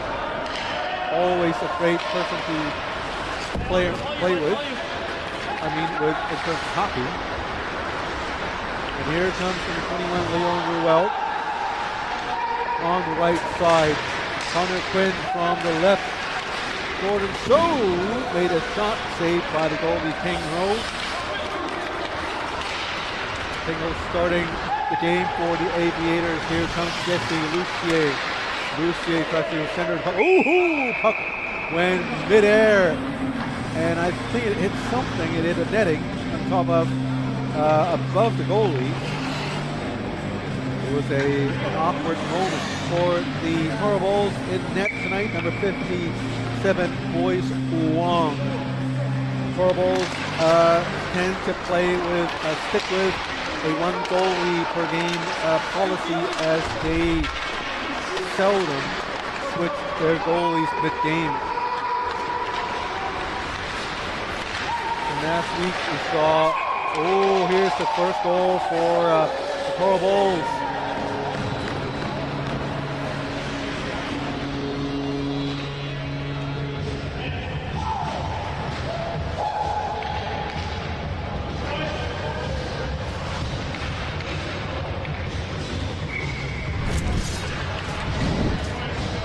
The opening goal for the game by the Toro Bulls. Cross-ice feed, goal, he's trying to move, and it's a tic-tac-toe play going back the other way. and it just beats everyone. The goalie's defense cleanly. And it was a wonderful goal by the Toro Bulls. A wonderful play. Plays like these, you normally see them in the NHL or in a video game. You rarely see them in Hong Kong in league play, so some pretty high level play there. And Bobby Yan playing high to puck trick away from the linesman, Mr. SK. Still trying to figure out his last name. As both Timmy and me, it just escaped our heads. You know, that's what age does to you. Is both of us passes number 50. So SK, if you're listening to this, please accept our apologies. SK, yeah, I know. So, yeah. SK doing a face-off series again. Face-off this time controlled by the Toro Bulls. Not so much until now. Francis Lam finally remembers to bring his jersey. Yes, I do not forget things like these. Number 61. And is it just me, or is it? Here's one.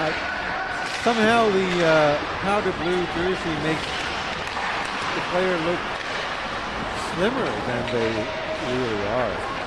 I don't know. Is it the color or the stripes? I don't get it. Or are they really lanky players? I mean, Chi-Chen Yui can't be lanky. He's a solid muscle player. King Ho can't be lanky, but it's something has to do with the power blue or the stripes.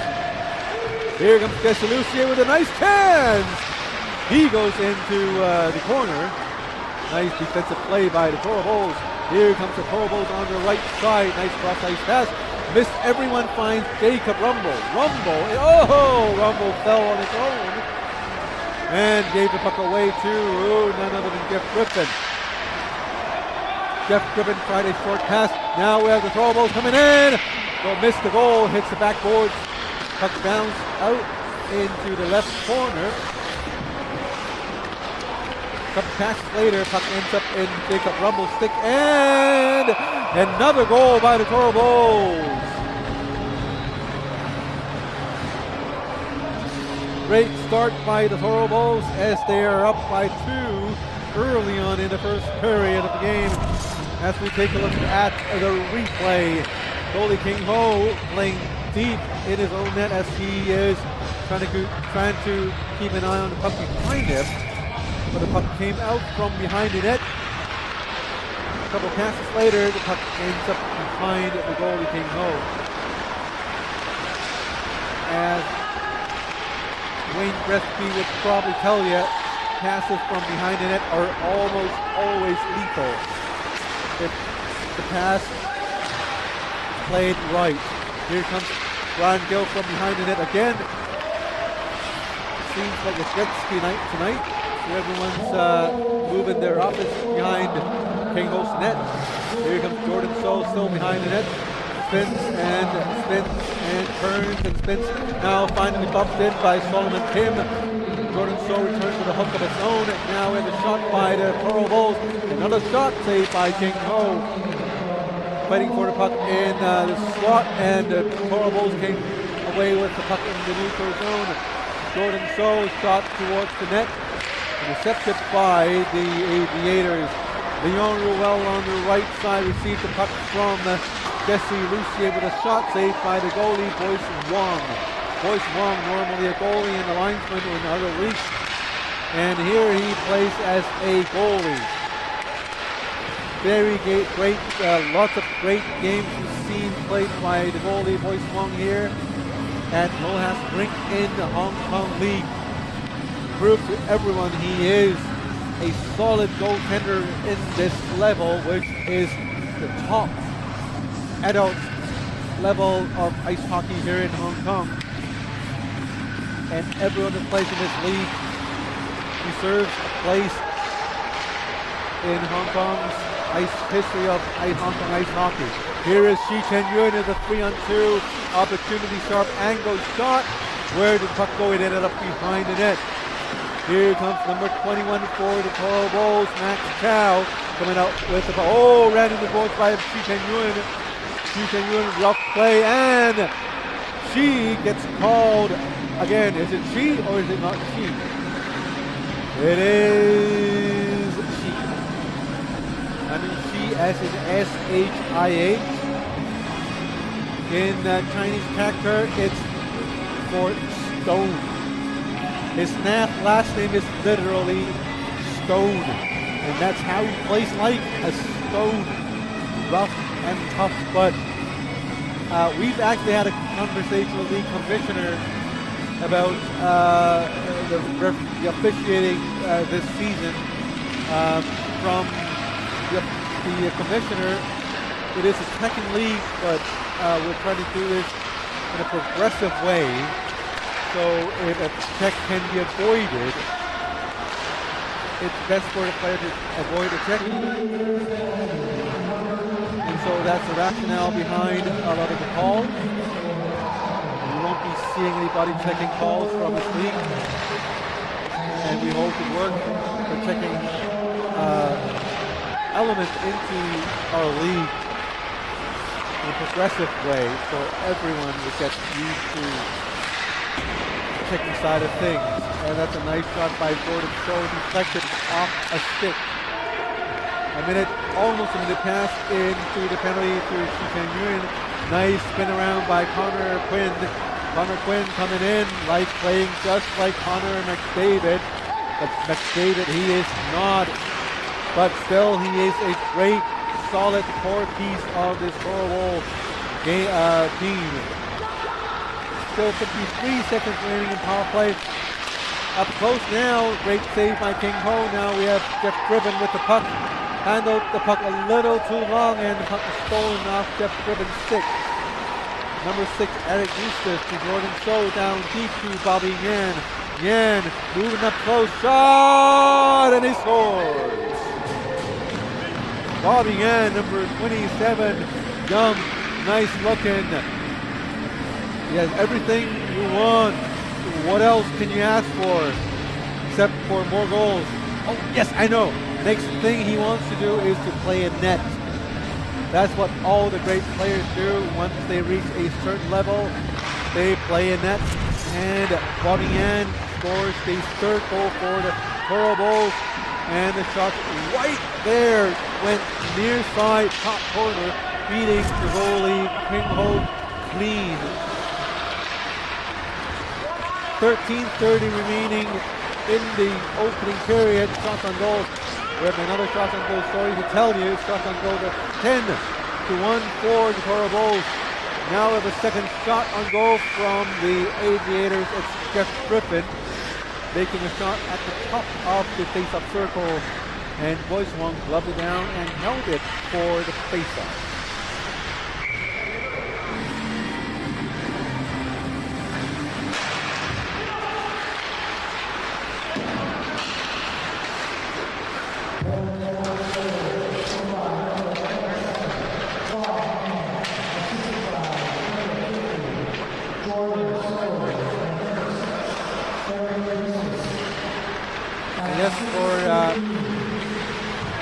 Silent period, you would probably guess, yes, I've been eating. But again, thanks to the great fans around the rink, we were actually sent real hot food during the last game. The game between the Hong Kong Panda and the Black Dragons, where the Black Dragons were able to win the game before 10-7, I think. Thanks for that pizza. We really appreciated it. Timmy Poon, our cameraman, annihilated both of the entire pizza. So yeah, I don't know. It was a surprise, very nice surprise. It reminds us about Christmas. You know, it's the season of giving, and you know, we won't say no to food. But yeah, it's a thanks. It's a heartfelt thanks from everyone here at the broadcast booth. We're not really asking for a lot of food. We were kind of joking, but any food that comes this way, we really appreciate it. We'll take great care of the food. And here comes another goal by, I think, Bobby Yan. Looking at his expression. Yeah, he had the assist, I was told. And while we were talking about food, they scored at 4-0 for the Toro Bulls. Start right there. Again, beat King Ho. Perhaps not the best angle. If we have time, we'll look at it from another angle. But it's for Zip. And the teams, Toro, the Aviators have a goal of their own. Number 11, Ryan Wong, co-GM of the team. Alternate captain.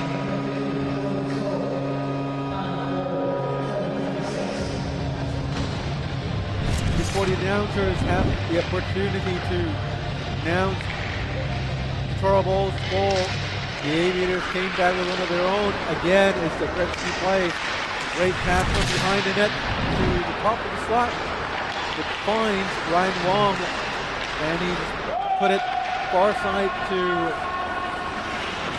the empty part of the net, feeding a surprise Royce Wong the goal.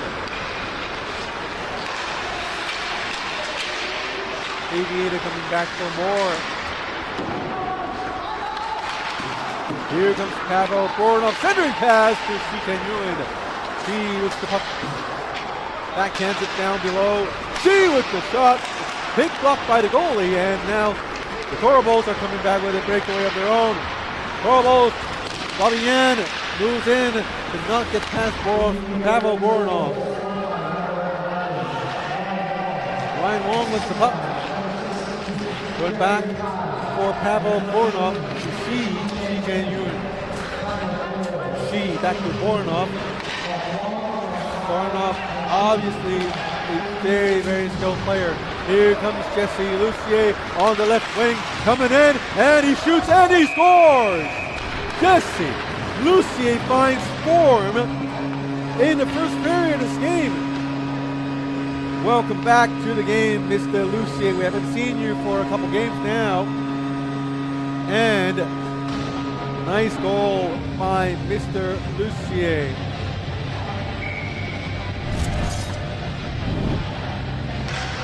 Lucier coming in from the left, cutting into the slot. Nice move there, and beats Royce Wong for the second goal of the night for the Aviators. Aviators playing very, very well today, despite the low shots on goal total. But you can kind of tell the Aviators are clicking, at least for the past 5 minutes of the game. Yannick Wong playing center tonight. Some line juggling by the Aviators tonight. On his right is 53, Ari Aluminum, and Jeff Griffin, number 64. Playing in the back, number 8, Solomon Kim. Alongside with Jesse Lucier. You see Lucier double shifting a lot tonight, as he's the core player of the team. Here comes Jacob Rumble, receiving pass from behind the net. Eric Eustace a little quiet tonight. A little more stay-at-home style today for him, as he was leading the offensive duties to the young core of the team. And Bobby Yan filling in his shoes admirably tonight.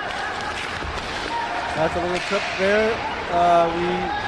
The Aviator bench called a penalty, and apparently Timmy Tui, the referee, agreed with the Aviators bench, as Brian Gill's going into the box for a tripping call.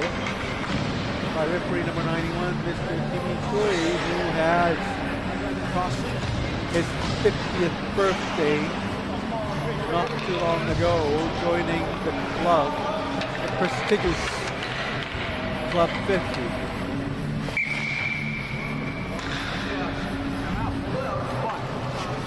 I wonder who's next. Probably Keith Fong. Oh, Keith is a senior, remember, I didn't know. The shot by the Aviators here. Jesse Lucier to Bornoff. Bornoff doesn't shoot. Oh, nice pass.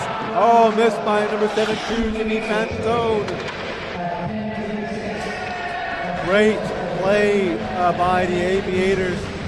That shift right there looked really dangerous as Jimmy Fantone, his first game in the season,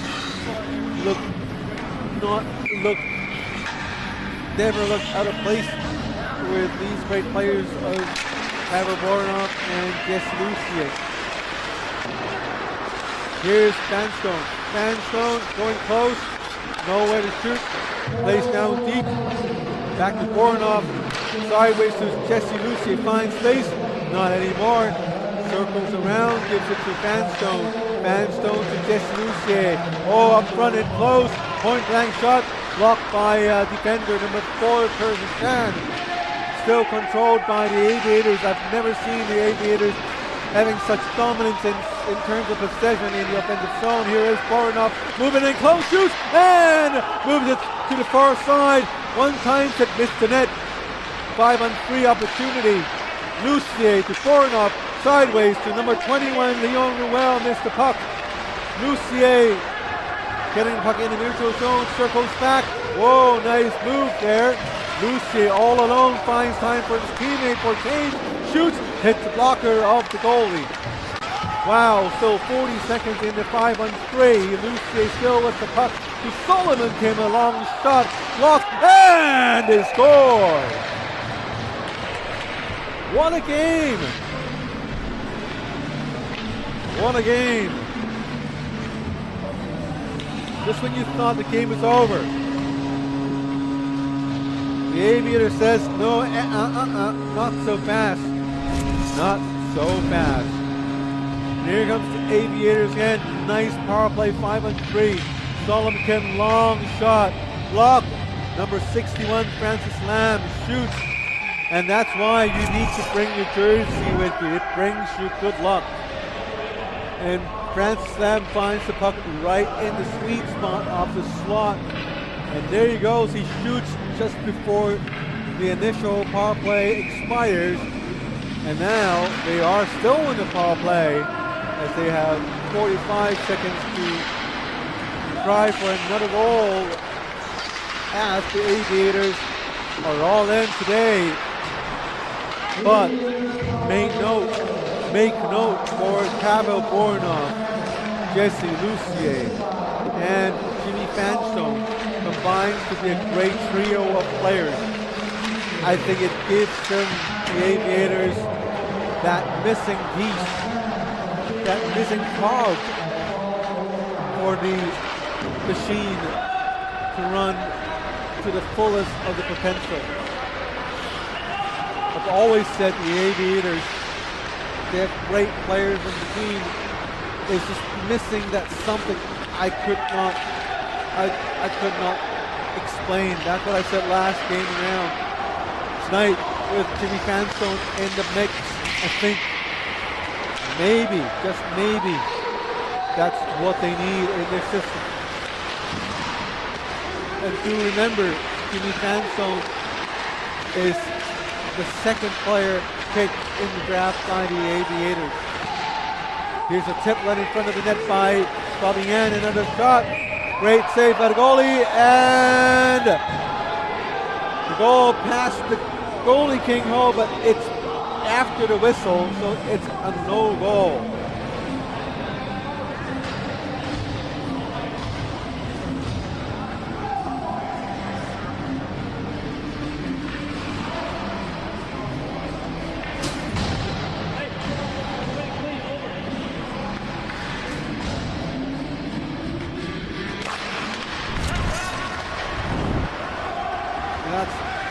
it happened.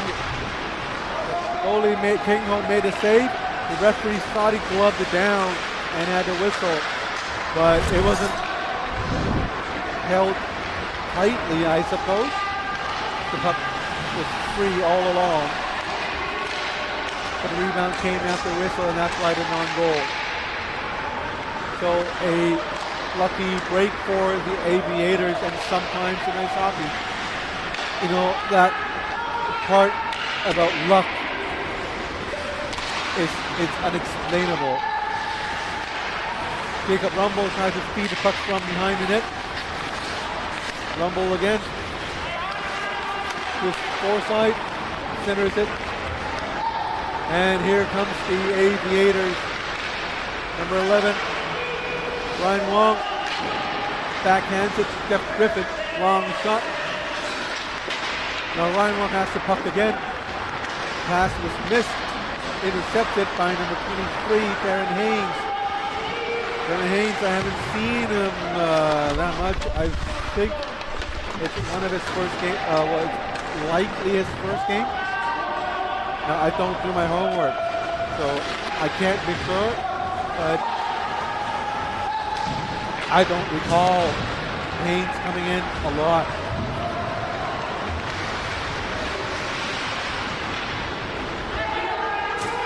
Here comes the Aviators on the left side, missed the puck, Jordan Show, oh, nice pass, and even better receipt by Brian Gill, and we have a whistle.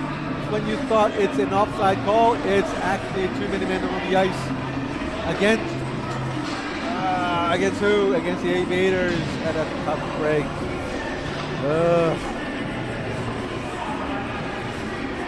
It was clearly a 6-man when the referee and the linesman both called the bench minor penalty. 6 blue shirts were still on ice. And Chen Yuan is the one going into the box. So just when you thought the Aviators had it all, the fortune just comes back and bites them. With a fingertips, as the Aviators would have to endure a 2-minute power play from the high-scoring Coral Bulls. Corbels from behind the net. Nice passing. Here is Eric Eustace. Hayes-Toe back to Eric Eustace to Jordan Stowe. Back to Hayes-Toe. Centering pass to Bobby Yan. Scramble in front of the net. Marvin Quinn could get the shot out. And the Aviators able to clear the puck in down the ice. Jordan Stowe. Long, nice pass to Hayes-Toe. Hayes down deep into the corner. Buying time for his teammate to get in position. Connor Quick from behind the net. To Bobby Yan, centering pass to Hayes-Toe. Hayes-Toe misses the puck. Sullivan Kim backhand clears it, and the puck hits the side netting. Face-off going back into the Aviator net. 3:33 remaining in the first period. This game between the Coral Bulls and the Aviators score 4-3 in favor of the Coral Bulls.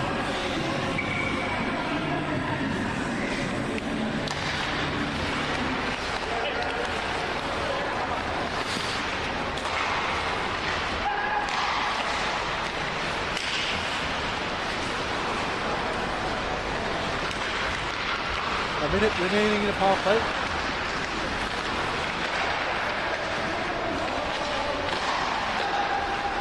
Cycling around the perimeter of the offensive zone. Unable to get close until now. Connor Quinn finds space, but he was surrounded quickly by 4 blue shirts. Disciplined formation play by the Aviators to maintain a square shape, keeping that box. Very important when you are defending 4 and 5. Fence slam. Still 10 seconds remaining in the power play. Brian Gill on the right, 3-on-2 opportunity. Brian Gill to Bobby Yan. Bobby Yan wants to find that through. Unable. Now he does. Off the skate of Jesse Lucier. dangerous play as Hasto was able to pick up the deflected puck right in front of the net and had a shot. Nice play to Shi Chen-yun! Goes near side, gloved down by Boyce Wong. 2:07 remains in the opening period. Scores 4-3 for the Tall Bulls. Shots on goals 18-12. Still anybody's game. Aviators was down by a lot off the get goal, but they were able to claw back bit by bit. Nice deflection in front of the net by none other than veteran Yannick Wong, calling himself Oat Seafood. For those who doesn't know, Oat Seafood kind of rhymes to the Cantonese way of a veteran, experienced player. He's not that old, he's just past his 30s. No, he's approaching his 40s. Right, he's in his 30s. He's 30. So he's not that old yet, but with the abundance of young players coming up in the system here in Hong Kong, even guys like Yannick, they're becoming real veterans. And that's very true when he is one of the head coaches of one of the hockey schools here in Hong Kong, SWAT Hockey School. A minute remaining in the opening period for the score. Team White, the Tall Bulls leading. Here comes Jesse Lucy, finds nowhere to go. Team White circles under him, circles around to find more space.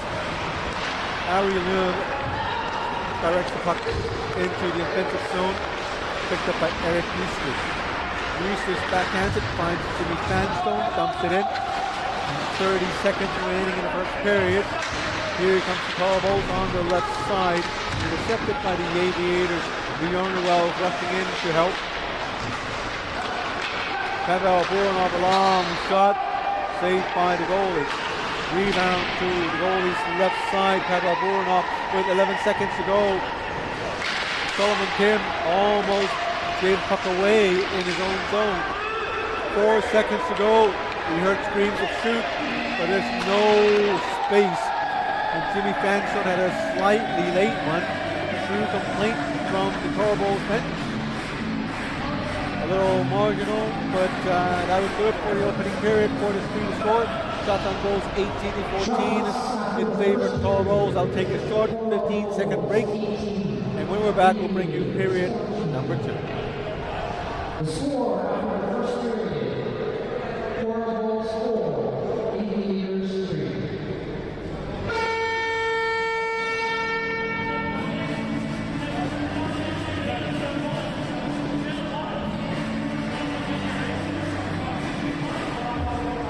Make sure to follow us on Facebook and Instagram. Just search HKL Hockey. You can also visit our website for all news, results, stats, schedule, and more. Visit www.hongkongleague.com. The second period action is coming right up.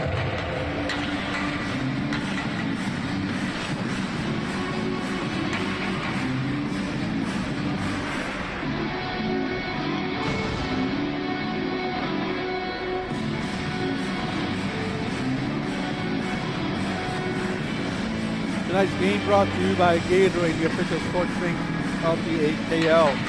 Gatorade is an engine. Never thought I'd say something like that. But no, oh, that's Gatorade's slogan this year. But when I first saw it, it was Michael Jordan who said it. I said no, I would read.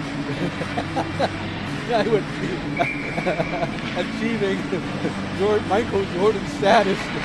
That's my life. But seriously, thanks to Gatorade for supporting the Hong Kong League and the Hong Kong China Ice Hockey Association. And with their support, players in our league gets to enjoy the thirst-quenching sports drink. Apparently very good stuff.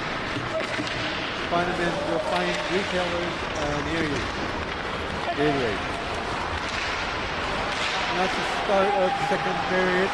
Aviators had a really bad start in the game, but within half a period, I think something clicked in their system. Oh, Toro Bulls had a quick one here in the second period. Again, not starting off great in a period for the Aviators. It's perhaps something they might want to look into. So here comes the Toro Bulls. See 3 blue shirts. The positioning of the defensive players are not bad until you find Jordan So coming pinching in from the right side of the screen. And the defense all with the back turned against Jordan So. So that's not a good start for the Aviators, and the Toro Bulls regain their 2-goal lead. Just like that, it's not even a minute into the second period. A little tighter defense for the Aviators, I guess. Hey, what do I know? I'm not these players. Here is Eric Eustace with a long shot. King Ho had to go to the stick play. Here comes Rex Koo from the slot. Another shot. This time saved by King Ho to goal.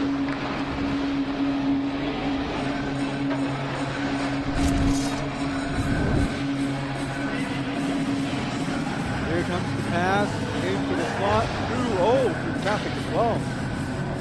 And Hayes was able to find the puck right in the slot, but the placement of the shot wasn't that great. And rather than saying King Ho made the save, it's more like the puck found King Ho in the chest plate. Solomon Kim, nice spin around. Got to give it to Francis Lamb. Francis tries to squeeze the puck, here's Hayes Ho to score the last goal. Go ahead, the return goal. Eustace back to Hayes Ho, nice pass. Rex Koo! And the referee was saying no goal. Guys on my right, the Toro Bulls was saying that's a goal. I do not know. It was a hand pass. Only mind reader sidekick Timmy Poon would know. And that's a shot. Goalie can make the save. And I don't see the bus. No goal. 5-3 to score. Toro Bulls still up by 2. But they did score the first goal in the second period. And now the Aviators are kind of having a hard time getting the puck out of their own zone. Jesse Lucier hanging on to the puck, on to the right to Ari Leung. Ari! Saved by the goalie. Rebound picked up by Yannick Wong. Wong feeds the puck back down deep. Now Ari Leung has it. Oh, that nice hit by Yannick Wong. That's a hit check into the boards. Not sure if that's a penalty. Referee Craig Lascelles chatting with Timmy Vanstone. But we'll have to ask sidekick Tim, what's going on in Craig Lascelles' mind. Keeping the game under control, that's what the sidekick team is talking about. I have absolutely no idea. Face up in the Toro Bulls zone and see if the Aviators can come up with something good. Here is Solomon Kim, long shot, hits somebody, hits Jeff Griffin. Jesse Lucier bumped, and 95, William Downey has the puck, long shot, wide. Goalie King Ho might have had a piece of it. Darren Hayes. Puck went up into the neutral zone. Players running into each other along right in front of the Toro Bull bench. As Jimmy Vanstone asserting his authority right in front of the Toro Bowl bench. And Toro Bowl's youngsters on my right verbally greeted Jimmy Sandstone with the latest versions of Christmas greetings in Cantonese. And that is why I specifically, painstakingly placed the microphones far away from those benches, so none of you can dispute what I say.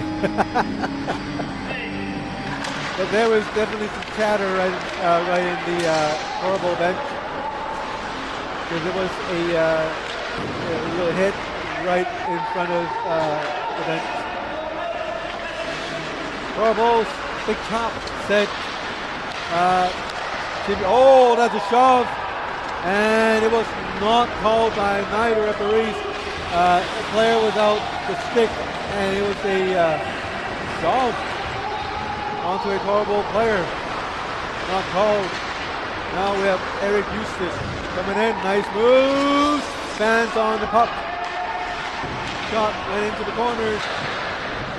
Both teams picking up pace, and Toro Bowls, Max Chow finds the puck in the neutral zone, bringing it back to Brian Gill.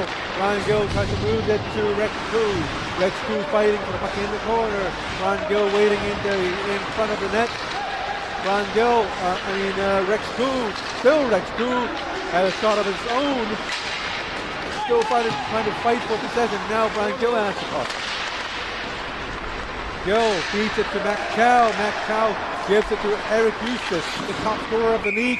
Tried to make a shoot, and goalie King Home made the save. Correction, Eric Eustace, top scorer before the first game of tonight. Yes, he was tied in terms of individual stats with Rhett Wilcox of the Black Dragons, but Rhett Wilcox, the last game he played superbly, so I'm sure he is going to add some points in his standings. But before the game, up until the end of last week, Eric Eustace is the top scorer of the league. 5-3 to score.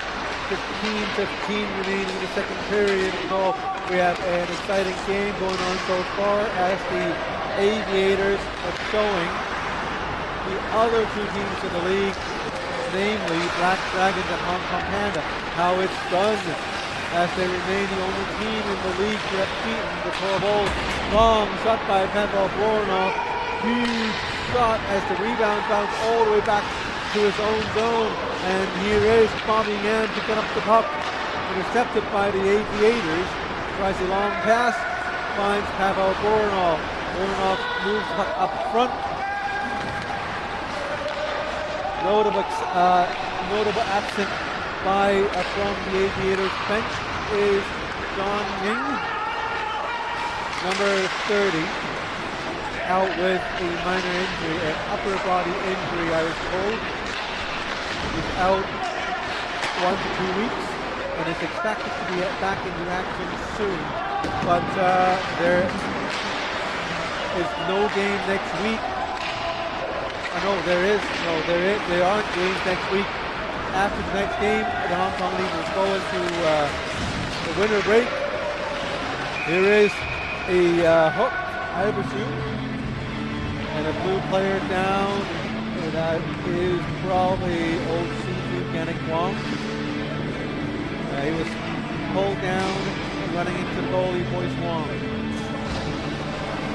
Seems like nobody got hurt. And there is a holding call. I don't see anyone going to go. Oh, there we go. There is Kenji Wu, number 19, going into the box, and the Aviators will have a power play. Let's see the Sandstone, Lucier, and who else?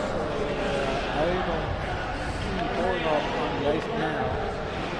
So it's a Sandstone, Leon Ruel, and Dias Wong up front, and Lucy and Solomon Kim up in the back.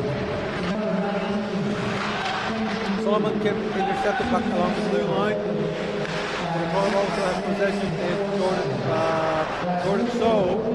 Jordan So running back into the boards by Solomon Kim, but knowing Jordan, he's not going away like that. He grabbed Solomon with his arms, wrestling both players down on the ice. And the Aviators a shot. Sandstone right in front of the net, but it was a little wide and a little high. Aviators collecting the puck with Wall, a little too casual for comfort. As Conacher was right there. Solomon Kim.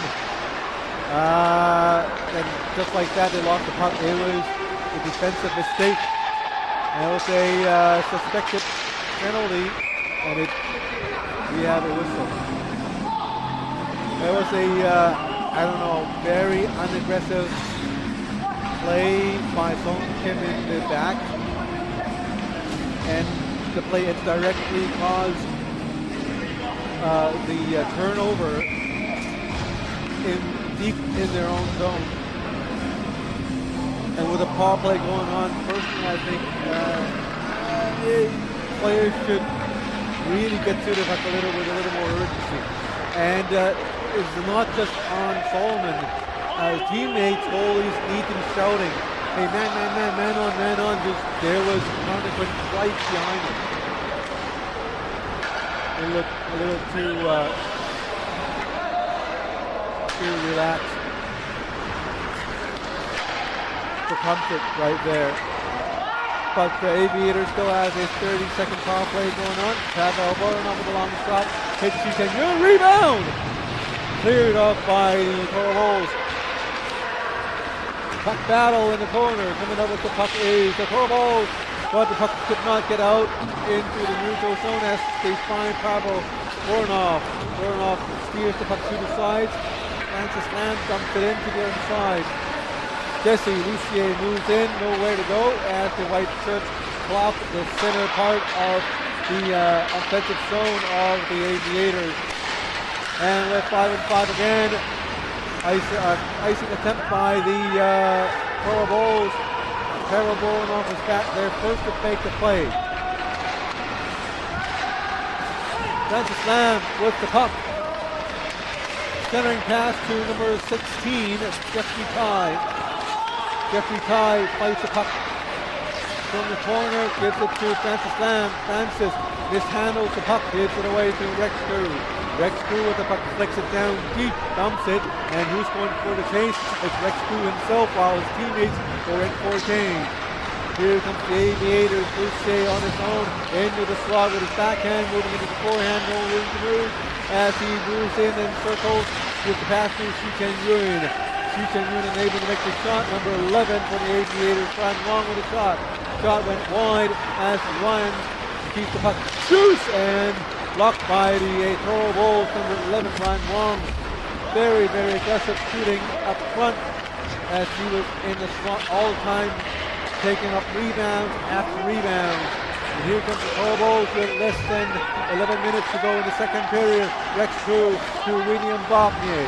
William Bognier back to Rex Crew. Deflected by the Aviators. Puck went all the way back into the Toro Bulls defensive zone. Jeff Griffin with the forecheck, and along with Yannick Wong. Two men with similar ages. Well, I mean, not really similar ages. For Griffin is a few years more senior than Yannick Wong.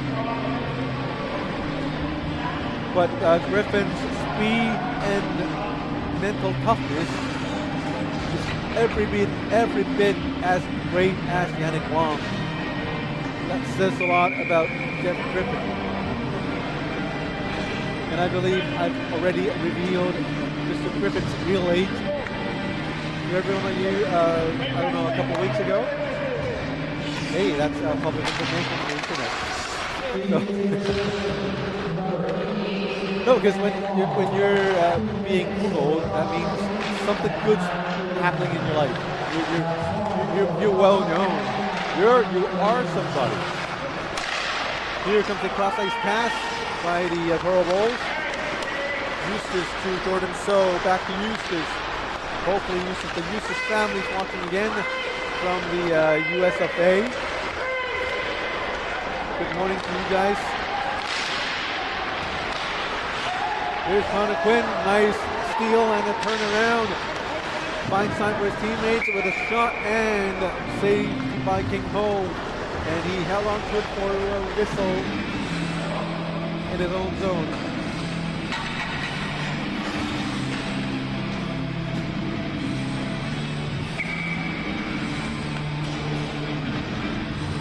Once again, shout out to the Eustace family.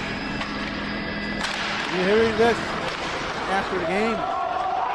Leave some comments for us here so we know you guys are watching. And not Eric just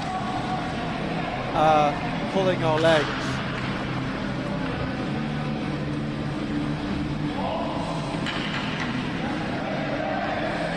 And while I was grabbing a drink out of my cooler, there was this commotion going on the ice.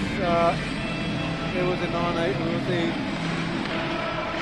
icing call, it should be called. That means in slang, it's a box icing call. It's not a good word to use, not a good phrase to use, because but no, it was a mistake, an error of judgment made by the linesman. There you go. That's not the politically correct term.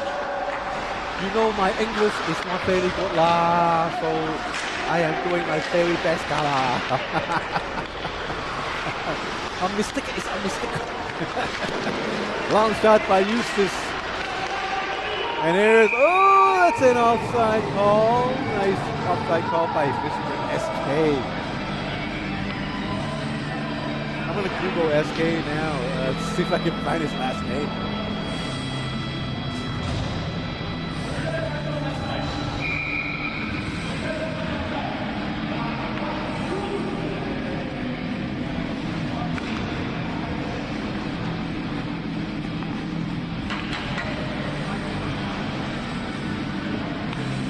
Apparently Mr. SK isn't a well-known person, a searchable person on the internet.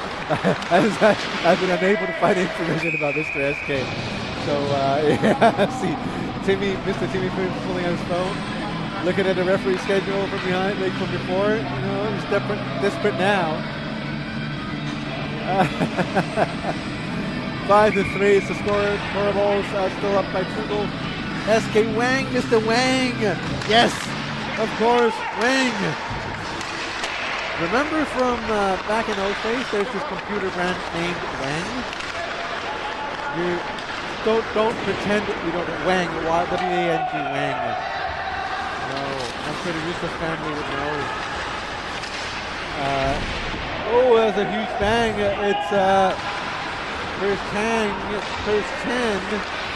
pinning Ari Leung into the boards, and we have a goal by the Aviators.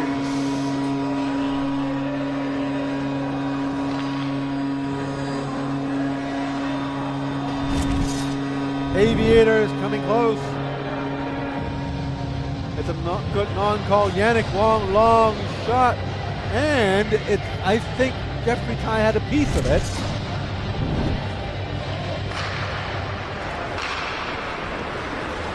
SK for Sika. All right. Well, that's another bang, and we have a player down and arms out. Well, the referees sort it out. Let's take a look at that goal again. It was Yannick Wong getting the puck, a long shot. It wasn't deflected. It wasn't tipped. It was a nice straight-on goal by Yannick Wong.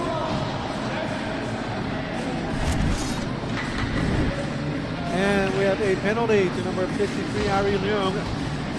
2 minutes for something. And it's not a good thing when the referees are having a chat with each other. Because it probably means, I don't know, extra minutes. Where's the penalties? Oh, he's gone. I don't really want to rewind, but maybe that's what I should do.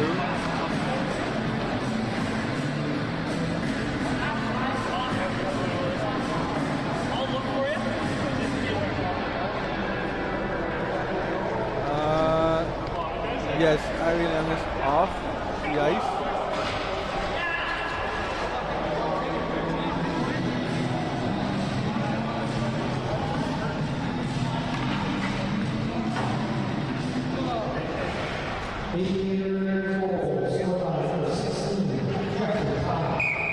All right, let's take a look at that replay.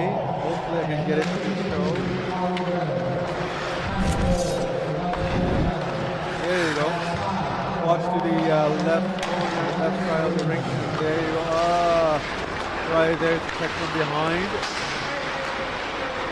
And a player down. And hopefully everyone's okay after that. And Ireland is gone from the game. It's a 5-minute major. And serving the penalty, looking at the amount of hair on the top of his head. It's probably just a Jeff Griffin. I'm sorry, Jeff. I'm sorry. I'm making a joke. It's just because I'm approaching. I think it's a personal decision. He decides to shave his head, and I'm just kind of hang on to my last few strands of my hair. So I don't know. So he's going to sit for, I don't know, wow, 5 or is it 2? 5 minutes. It sucks, man. Serving 5 minutes. And that's on the clock. It's just number 64. And I believe a 5-minute major is subject to automatic play review by the commissioner or the league disciplinary board if we have one. They will certainly be going over footage of the game. So it's a 5-minute major for it's a 5-on-4, 5-minute power play for the Toro Bulls, who are up by just a goal. And we'll see if they can take advantage of this power play, but so far the Aviators been playing great defense along with goalie King Rowe. They have fed the dog, the hungry Toro Bulls, for already 2 minutes. 3 more to go. Brady Chan has the puck. Cross ice pass to Bobby Yan. Yan with the puck. Cross ice missed everyone. And I heard Bobby Yan shouting encouragement at himself. With a single word. With a single word. Yes! I heard it. Yes, for you. Here's Max Chow. Max Chow, nice move and nice speed too. Moving in, around the net. Nowhere to go. Kevin Bornoff playing really great D. Shows everyone how it's done, and with speed too. Nice stretch pass to Jeffrey Ty. Ty kind of missed the puck as the puck was moved too far for his reach. That slam behind the net. Fighting fiercely for puck control. As I crack open another beverage. There you have it. Nice pop sound.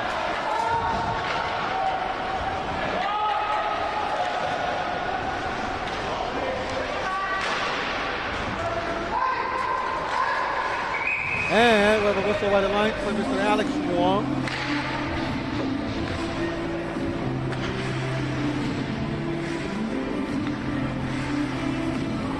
Alex Wong had a verbal communication with referee Mr. Brutal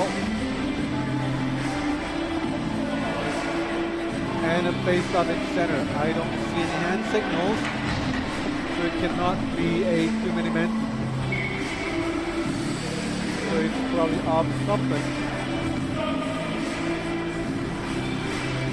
And has to be on against the Toro Bulls. Lucier with the puck fires it down the ice, and it's no icing because they are down the net. Lucier and Voronov, two of the best players in this league here. Oh! Nice shot by Fanstone. Right there.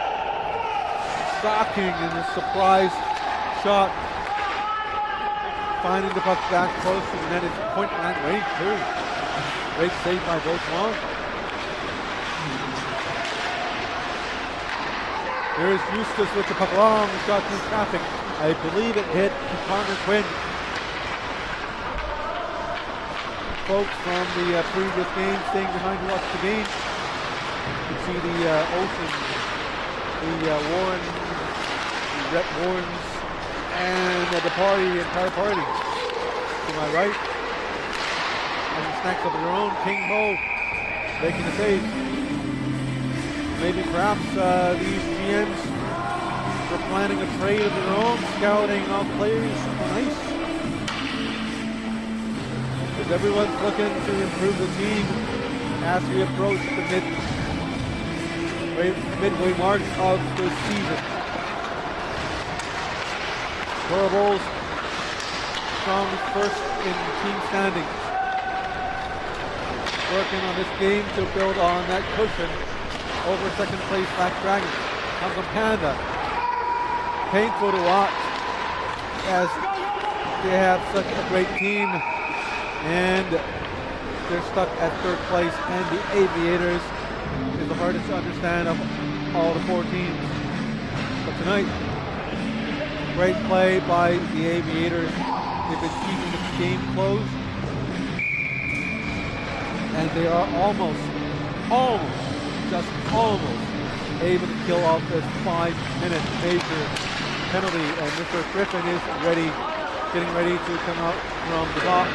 Hopefully his arms and muscles and joints are not getting too stiff from that 5 minutes of cooling down. I would.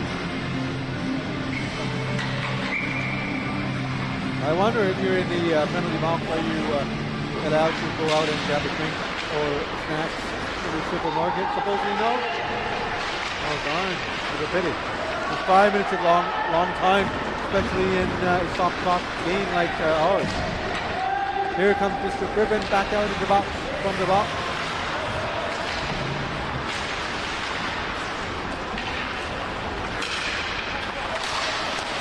Jacob Rumble. Nice cross-side pass. Finds Darren Hayes. Shot. Oh, and he scores! I could not believe it. He scored. I thought goalie Kango had it. Apparently he didn't. How did that go through? How did it? It was Jacob Rumble. Oh, and we don't have the video source. Probably the camera went out of batteries, we'll see. But we'll have another angle for you guys. No worries.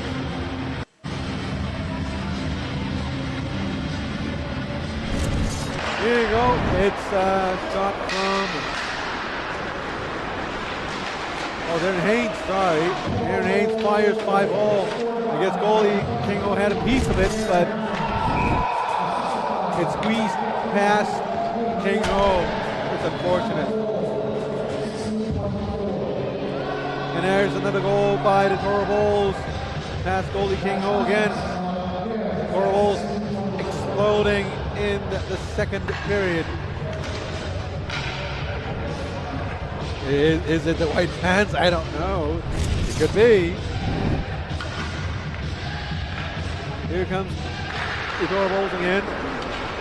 Puck going up and a shoot through the screen. Nothing to goal to get through, and Torvalds are back for more. 7-4. All of a sudden they're enjoying a 3-goal lead. Or rather, they have regained their 3-goal lead.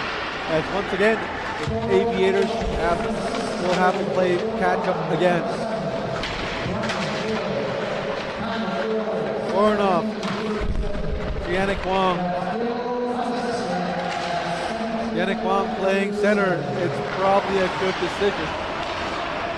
And we're finding Varnop showing more and more of his skills here in Hong Kong League.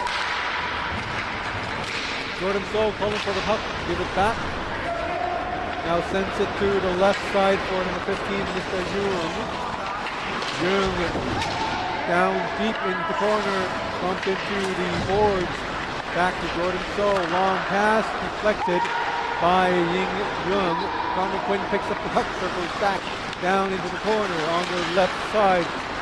Quinn to Brian Gill, nice feed to Eric Eustace. A wonderful goal, and that's 4 and answered in quick succession.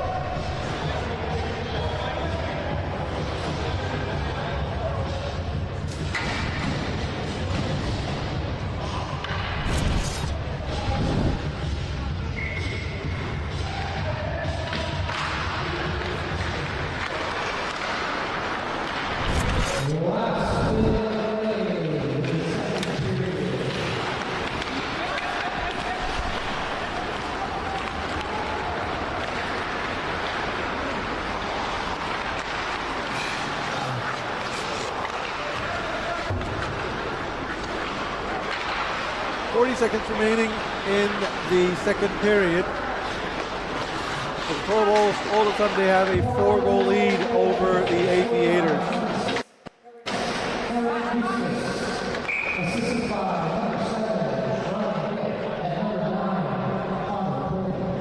And it will whistle, 27 seconds remaining.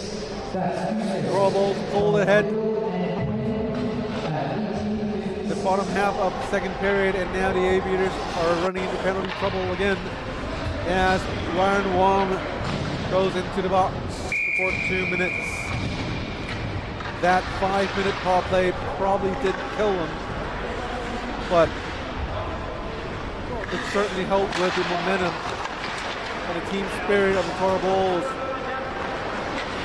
It was probably an indirect result of 5-minute major penalty for the power play for Toro Bulls, and immediately after, at the end of the power play, they started scoring goals after goal. And that would do it for the second period. 8-4 to score. I'll take a short break, and when we're back, we'll bring you the third period.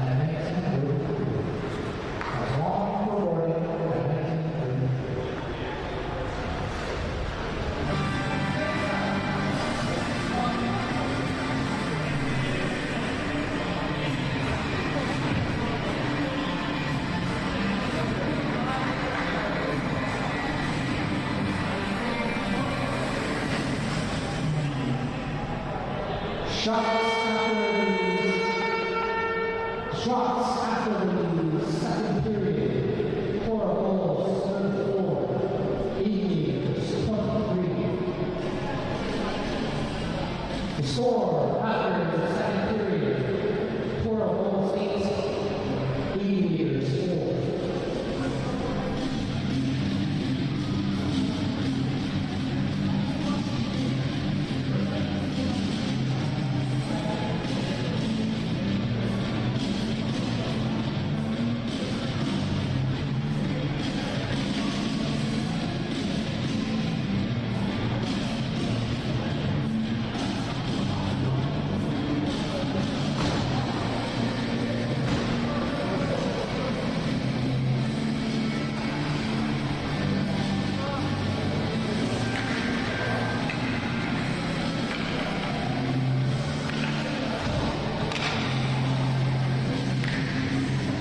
Apologizing for my slightly out of breath voice. I ran to replace one of the batteries. I don't know what happened. It just ran out of batteries. But we preview our next game. It's going to be week 8, but that would be next year, January 12th, 2026. We'll welcome the new year with week 8 of Hong Kong League. Same 4 teams: Toro Bulls, Aviators, Hong Kong Panda, and the Black Dragons. That would be on January the 12th. So stay tuned. Have a great Christmas holiday and a happy New Year. After tonight's game, we'll see you next year. But for the club league, they will still have a game this Saturday. Same venue here at Rojas Rink. If you're hungry for more ice hockey, you're always welcome to show up here at Rojas Rink. It's a fantastic shopping center, nice eatery, and nice facilities here. Great place all around for everybody. And we also have a generous parking discount thing that goes on year round. So make sure you check the place out. Great sequence of attacks, offensive attacking from the Thor Wolves, but Kingsmore made some great plays. Here comes Jesse Lucier, surrounded by 4 white shirts. Here's Bobby Yan sealing the puck going all the way in, but could not get past Solomon Kim. Kim ran into the boards by Rex Koo as he was able to jam the puck loose off Solomon Kim's sticks. Here is Jordan So looking for people to pass. Not many people available. And Max Cow was the final winner of the pass. Cow with a long shot deflected off the stick from Francis Lamb. Rex Koo, a little quiet tonight, not playing at his best tonight. Or rather, Bobby Yan playing too good today, especially through the top half of the game. Been able to carry the team to some nice goals, and then Eric Eustace decided to, and Connor Quinn decided to shoot some goals on their own, and now we have a one-time shot by Bobby Yan, went wide. A great shot, and then nonetheless, pass into the slot, nice sequence of passing. Connor Quinn to Rex Koo from Bob Yan, and Jordan shows complaining to the refs that his stick was slashed off his hands. Referees obviously did not agree with him. Now with Francis Lamb, congratulations for remembering to bring your jersey. I promise this is the last time I will do this. No promise. A promise is a promise until you forget to bring your jersey next time. He doesn't care? No. Oh, I forgot. Yeah. Oh, that's a little trip by Mr. Yannick Wong, but the referees did not give a call. Get a call. Oh, Yannick Wong almost had a shot off. Now he does. Oh, that's a scary moment. Now we have the arms up by Mr. Referee Timmy Chui. Calls for a hook. And Rumble's going into the box for 2 minutes. I wonder if Mr. Rumble could hear my voice in the box. Because sometimes the commissioner leaves his phone on and listens to what I say all the time. Just in case I say something inappropriate. You could fire me from my job.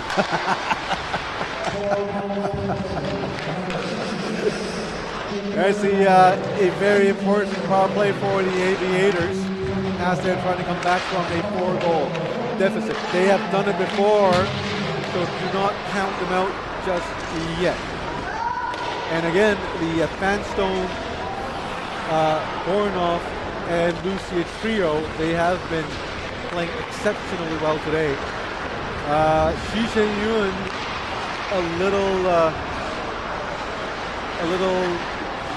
the flashiness of Shi Chen-yun slightly diminished by the presence of Jimmy Fanstone tonight, as Shi Chen-yun has always been the center of attention for the Aviators. But today, with Fanstone trying very hard. Oh, now Rex Koo coming the other way with a 2-on-0. Rex Koo makes a pass to Hazel, and King made a great save. He let in a mysterious goal a period ago, and now he made this spectacular save and saved a goal, a sure goal. This 2-0, lethal. Lucier on the right with the puck going in past the blue line, still controlling the puck around the blue line, controlling play, dumping it into the corner, picking the puck up is Jeffrey Ty. Ty to see, shoots, puck bounce up and into the end boards. Jordan So pointing towards the lip that extends into the rink. And of course we do get a whistle from the linesman.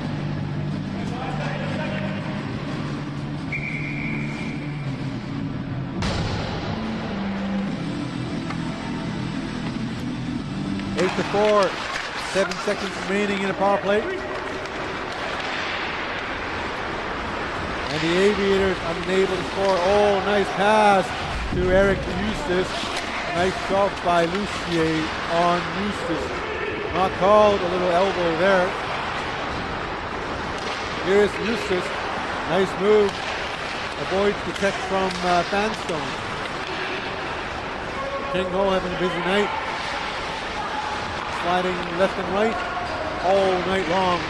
Here's Solomon Kim receiving the puck, and just as he was able to get close to the net, he went down on ice, and we have a penalty.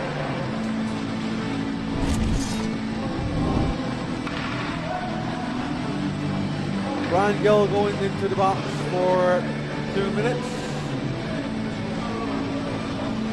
And the Aviators were handed yet another lifeline at the 14:05 mark of the third period.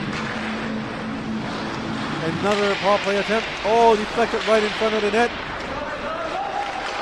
But in front of the net, it was jam-packed with white shirts. Here is Francis Lamb. Spinning, turning, stick handling. Looking for someone to pass. Nobody at all. To Yannick Wong, and he scored. They score. 8-5. Yannick Wong playing center. What a move. Very hard to say no to playing center again. With Yannick Wong performing so well. Yeah, he might not have scored the goal, but he certainly contributed. Yannick with the first shot. Oh, and Griffin took the rebound just like that. Nice goal. 8-5, and Rick 2 in front of King Ho. Kornoff, 3-goal game. Moved past the first, couldn't get past Curtis Chan. Curtis Chan hip checked by Yannick Wong into the boards. No calls there as play continues. Number 11, Ron Wong moves past the blue line, still with the puck. Right in front of the net is Mr. O.C. to Yannick Wong again. Yannick to Jeff Griffin. And Boyce Wong was able to cover the puck for the whistle. Yannick Wong and Jeff Griffin working very well as a pair. And alongside with Francis Lamb. Ryan Juglin works. They're able to get 5 goals out of this tough, horrible team. Shots on goals, 37-30. Not so shabby for the Aviators. Oh, Jesse Lucier from the blue line. He finds this little open window in the top corner, and he fires up high and hits the net. Jesse Lucier, nice shot right there. It's right off the face-off. Vanstone gets the face-off, off the face-off, and a long shot beats Boyce Wong, the goalie. 8-6. Don't count them out just yet. Just 2 goals now. Boyce Wong plays the puck. And the Aviators goes back to their own zone to collect the puck. That's Jesse Lucy, and we have an icing call.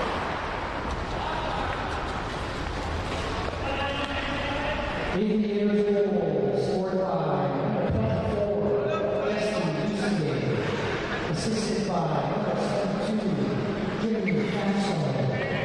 Time of goal 7:10. That's Lucy by Castle at 7:10. Ryan Wong with the puck on the right. Oh, nice shot! Point blank range. Goalie made the save. Rebound. Rebound to number 11, Ryan Wong. Here comes Gaius Kwong. Back to Leon Ruel. Ryan Kwong fights to keep the puck in the zone and unable to. Here comes Eric Eustace, a 2-on-1. Eustace shot saved by King Ho. Nice save. I gotta keep that. I gotta press that button to make that into an instant replay, because it's gonna make the highlight reel of the game. Very nice save. Oh, Leon Ruel with the puck 2-on-1. Ruel! And he scores! I'm sorry, King Ho's replay has to wait, because this is an even better goal. But hey, why not watch both at the same time?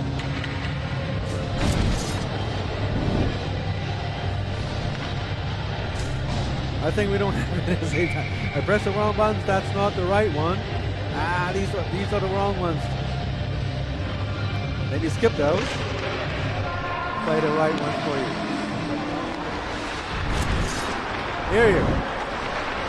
Here comes King Ho. Nice save with the pads. And for Boyce Wong, not so lucky this time around. Coming in, backhand, forehand, catches Boyce Wong moving laterally, and Boyce Wong had to glove it down. Ron Gelb. Now we have to note that the play is getting more and more physical towards the end of the half of the third period. The score is getting really close now, just a one-goal game. Chi Chang-yun, the referee favorite, referee's pet. I haven't checked the individual standings just yet, the PIM column. He has to be up there. Got to be up there, yes. So far, he's been disappointing in terms of going into the box this game. But, you know, jokes aside, Chi Chang-yun, very, very effective player. Liked his play since day one. But his rough style probably isn't at the same officiating level as the refs this year. Here's Curtis Chan, long shot. Hits Brian Gill. Puck hits the corner. And now we have the Aviators. What on earth is happening? The Aviators playing like a completely different team. Maybe they are really clicking now. Going toe-to-toe against the top team of the league.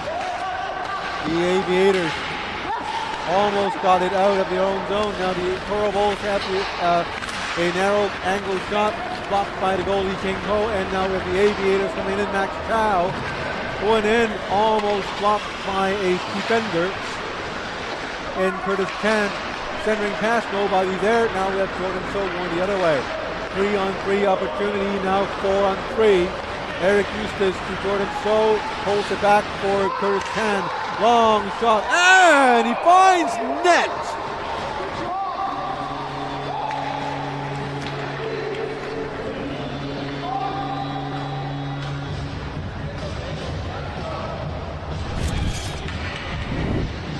Gotta show you more replays before batteries run out again. The long shot, now note the shot's probably blocked by some players, but it hit a very nice placement, a very nice location on the net. It's exactly at the corner, very, very corner of the net. Those shots, very hard to save, very hard to save. And now the horrible, oh, that's an open ice hit. That's a no-no in this league. And I was saying, things are getting physical. And Yannick Wong had his elbow up. He's going into the box for at least 2 minutes. And I think it's just 2 minutes now.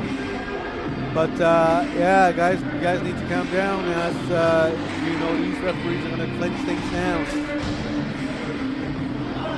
And it's a good thing that a penalty is called now, because even I was noticing more and more physical contact in the game, and that there is still 9.5 minutes to go in the game.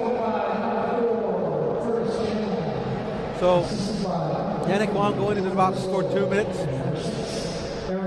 Horribles regaining a 2-goal lead, but the game is close.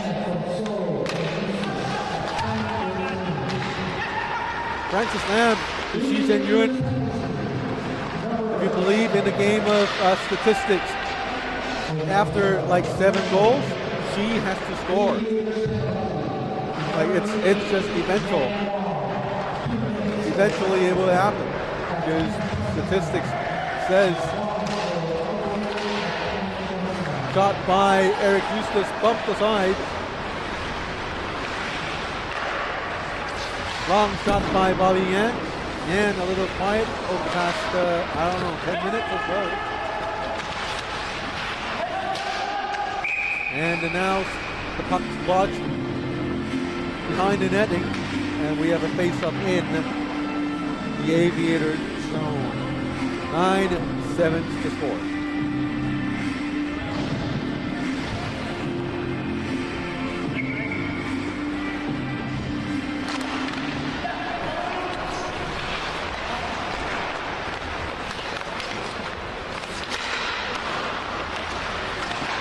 Ace Wong and Rex 2 exchange passes.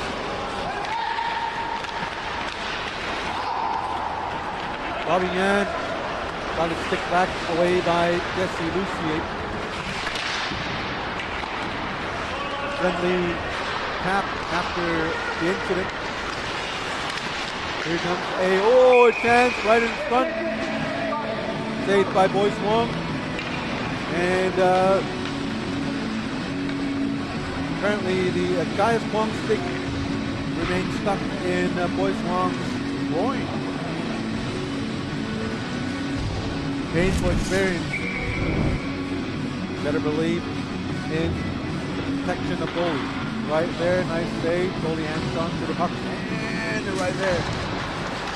Next 2. First 2 shoves away, Gaius Wong. Oh! Goal by the Aviators. Lucier, the hero. Guess what? They're back again. They're just not going away. These pesky Aviators scoring goals after goals after goals, and they're pressing onto the Torbles. Look at Lucier. Wow. Can't really blame Boyce Wong on that. He did his best. Sprawling to make that save, but it was Jesse Lucier who outplayed Boyce Wong. Is too good with his stick handling skills. Now with 1-goal game, Yannick Wong come back out in 15 seconds. That was a short-handed goal by Jesse Lucier. Stick right in front of Leon Ruel as he stands in a funny stance. Oh, here is a penalty again. And now we have some tussle going on behind the net. Jesse Lucier shoving the other guy into the boards. And guys need to keep it calm. Lucier walking voluntarily into the box. And on my right, Torbo bench offering Christmas greetings to Jesse Lucier. Early Christmas greetings. And all of a sudden the rink has gone bright. It happened last week. We don't know what's going on, but lighting is bright. And now the Toro Bulls they are gonna enjoy a 5-3 penalty, but it's just for a second as Yannick Wong is coming back on the ice. A one-goal game. Tension rising. And Thorbolz wins the face-up clean. Centering pass, shot! And blocked by Jimmy Fanstone. Immediately iced the puck down cleared the puck down the ice. Minute 45 seconds of power play. Here comes Yannick, very different player. Here is Bobby Yan. Eustace to Curtis Chan. Chan received a quick shot by Jimmy Fanstone. Again, guys, keep it calm. Here is Connor Quinn. Connor Quinn cuts in. No shot. And Connor Quinn again. Here comes the shot. And no goal. And now we have a goal. Initially, the goalie, the referee waved off the goal and quickly changed into a goal. Probably a rebound goal. Take a look at the replay here. Goalie King Ho, tough night. Tough night. Anytime you get that many goals. At the first goal, the first shot, it hit the crossbar, but the rebound hit King's back and deflected into the net. Reminds me of the Whitecaps game against the Miami, the Inter Miami, the MLS game. If you don't know what I'm talking about, search on YouTube, Whitecaps versus Inter Milan, Inter Miami, Inter Milan, what am I talking about? 10-8 score, shots on goals 43-35. Thorbolz having the advantage, but the Aviators have proved to us that they are not going away. And this is easily one of the better games I've seen from the Aviators. The presence of Jimmy Fanstone, a huge difference. Not just because of Fanstone's own skills, but he made his entire team better. Guys around him, Jesse Lucier, Voronov, Solomon, everyone plays better just because of Fanstone being here. And King Ho made another save, but the rebound, he was unable to save. If he had a third hand, maybe, or a third leg, I don't know where the third leg would come from, but it would be good to have the third leg long enough to push him off. But King Ho, I don't know, he looks frustrated or exhausted. Has to be one of the two. Here comes the rebound. The rebound went the wrong way King Ho intended to. But great shot from Bobby Yan, and as he gets the first assist of the goal. And Thorbolz asserts their dominance in the third period. Same way when they scored 4 unanswered in the second period. But now it's much harder for the Aviators to catch up because there is just 5 more minutes remaining in the game and they're down by 3 goals. If anything were to happen, it better happen now. Voronov, let's show us what you're made of. Voronov cutting in, down deep, cutting in close. Circling around the net, Shi Chen-Yun calling for the puck. Voronov still circling, hit a shot, and wow!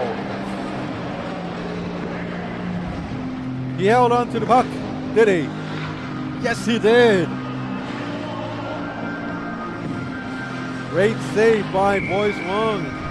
Woohoo! Voronov, he had the puck all the way, all along. King's tired for sure, but Boyce Wong's not tired. Nice trapper save, gloved it all the way down. Look at King. King's almost sitting down on ice. But the rest of the team keep still fighting. Now we have a 3-on-2. Eustace to Brian Gill in the white pants shells. Gill shot, missed the puck. Young stops the puck with his gloves. Steers it to the side to Brian Gill. Back to Eric Eustace. Shoots, deflected, bounce high, and now the Aviators get the rebound. 4:09 remaining in the third period. Leon Ruel crosses, nice pass to to Francis Lamb, just about 2 inches away from Francis Lamb, but it was good effort nonetheless. Jordan So to Connor Quinn. Quinn on the left side. Ron Gill back to Connor. And the Toro Bulls are calling for icing, and they get the icing call as 3:44 remains. And we look forward to a timeout from probably the Aviators, but no. 3-goal game, less than 4 minutes remaining. Who's going to win it? The last game of the Hong Kong League in the year 2025. Right now, the Toro Bulls have the upper hand, 3-goal advantage.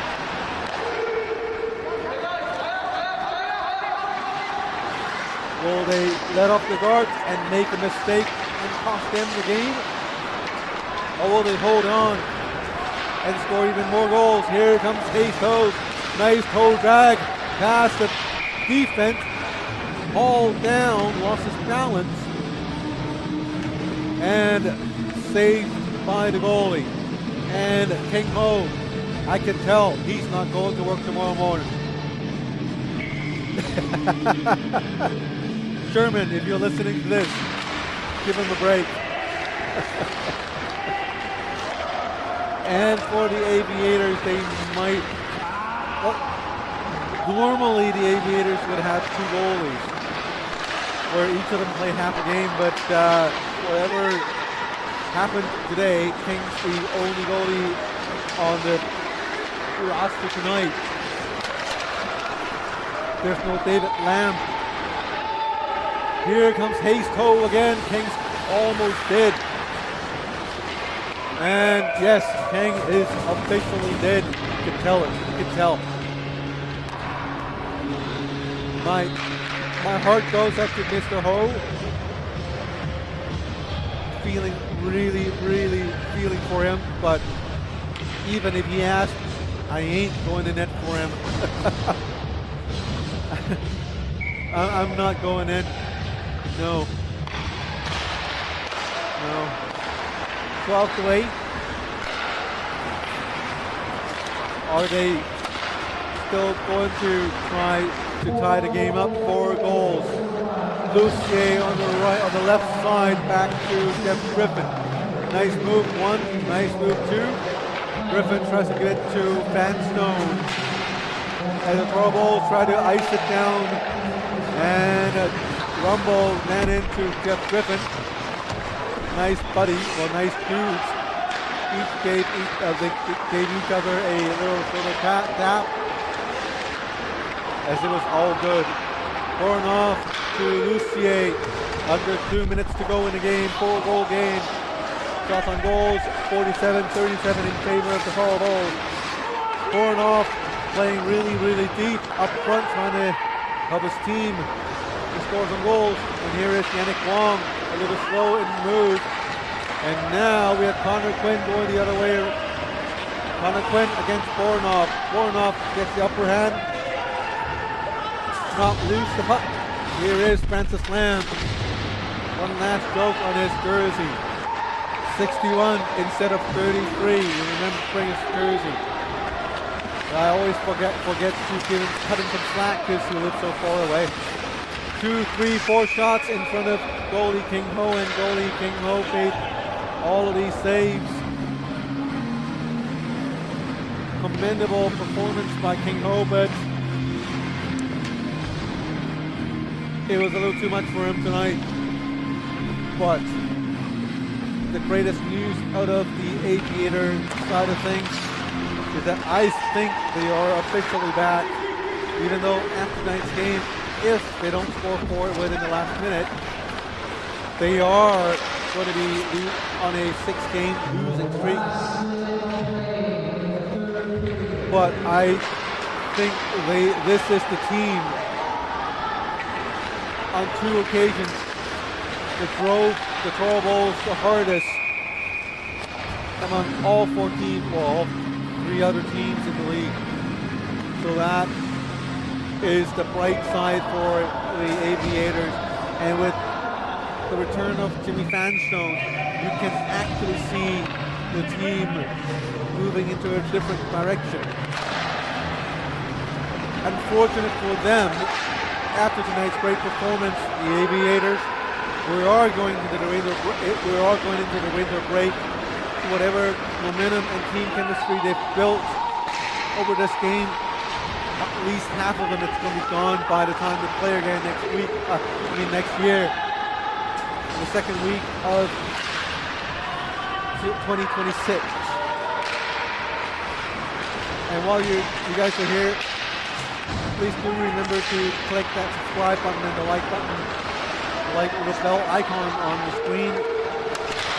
Little Christmas present for me and the crew have worked on the production of the league. And that would do it for the game 12-8. The final score. Toro Bulls remain in top position of the league. Once again, these standings are not up to date. The Toro Bulls, as you could guess, you could kind of factor everything in. The Toro Bulls to win 19 points, Black Dragons with 14. So 19-14, these two teams are pulling away from the Hong Kong Panda and the Aviators. Losing the game tonight, Hong Kong Panda remain at 7 points and the Aviators 2 points. And again, thanks to Gatorade, our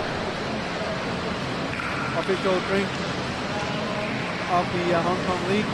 Thanks for supporting us all the way through the season. And one last thing, our next game is going to be on January 12th. There will be no Hong Kong League games for the next couple of weeks as the league breaks for Christmas. On behalf of the entire Power Play Sports and Entertainment crew, Timmy Poon and myself, we wish you a good night, Merry Christmas, and Happy New Year. See you in a month's time.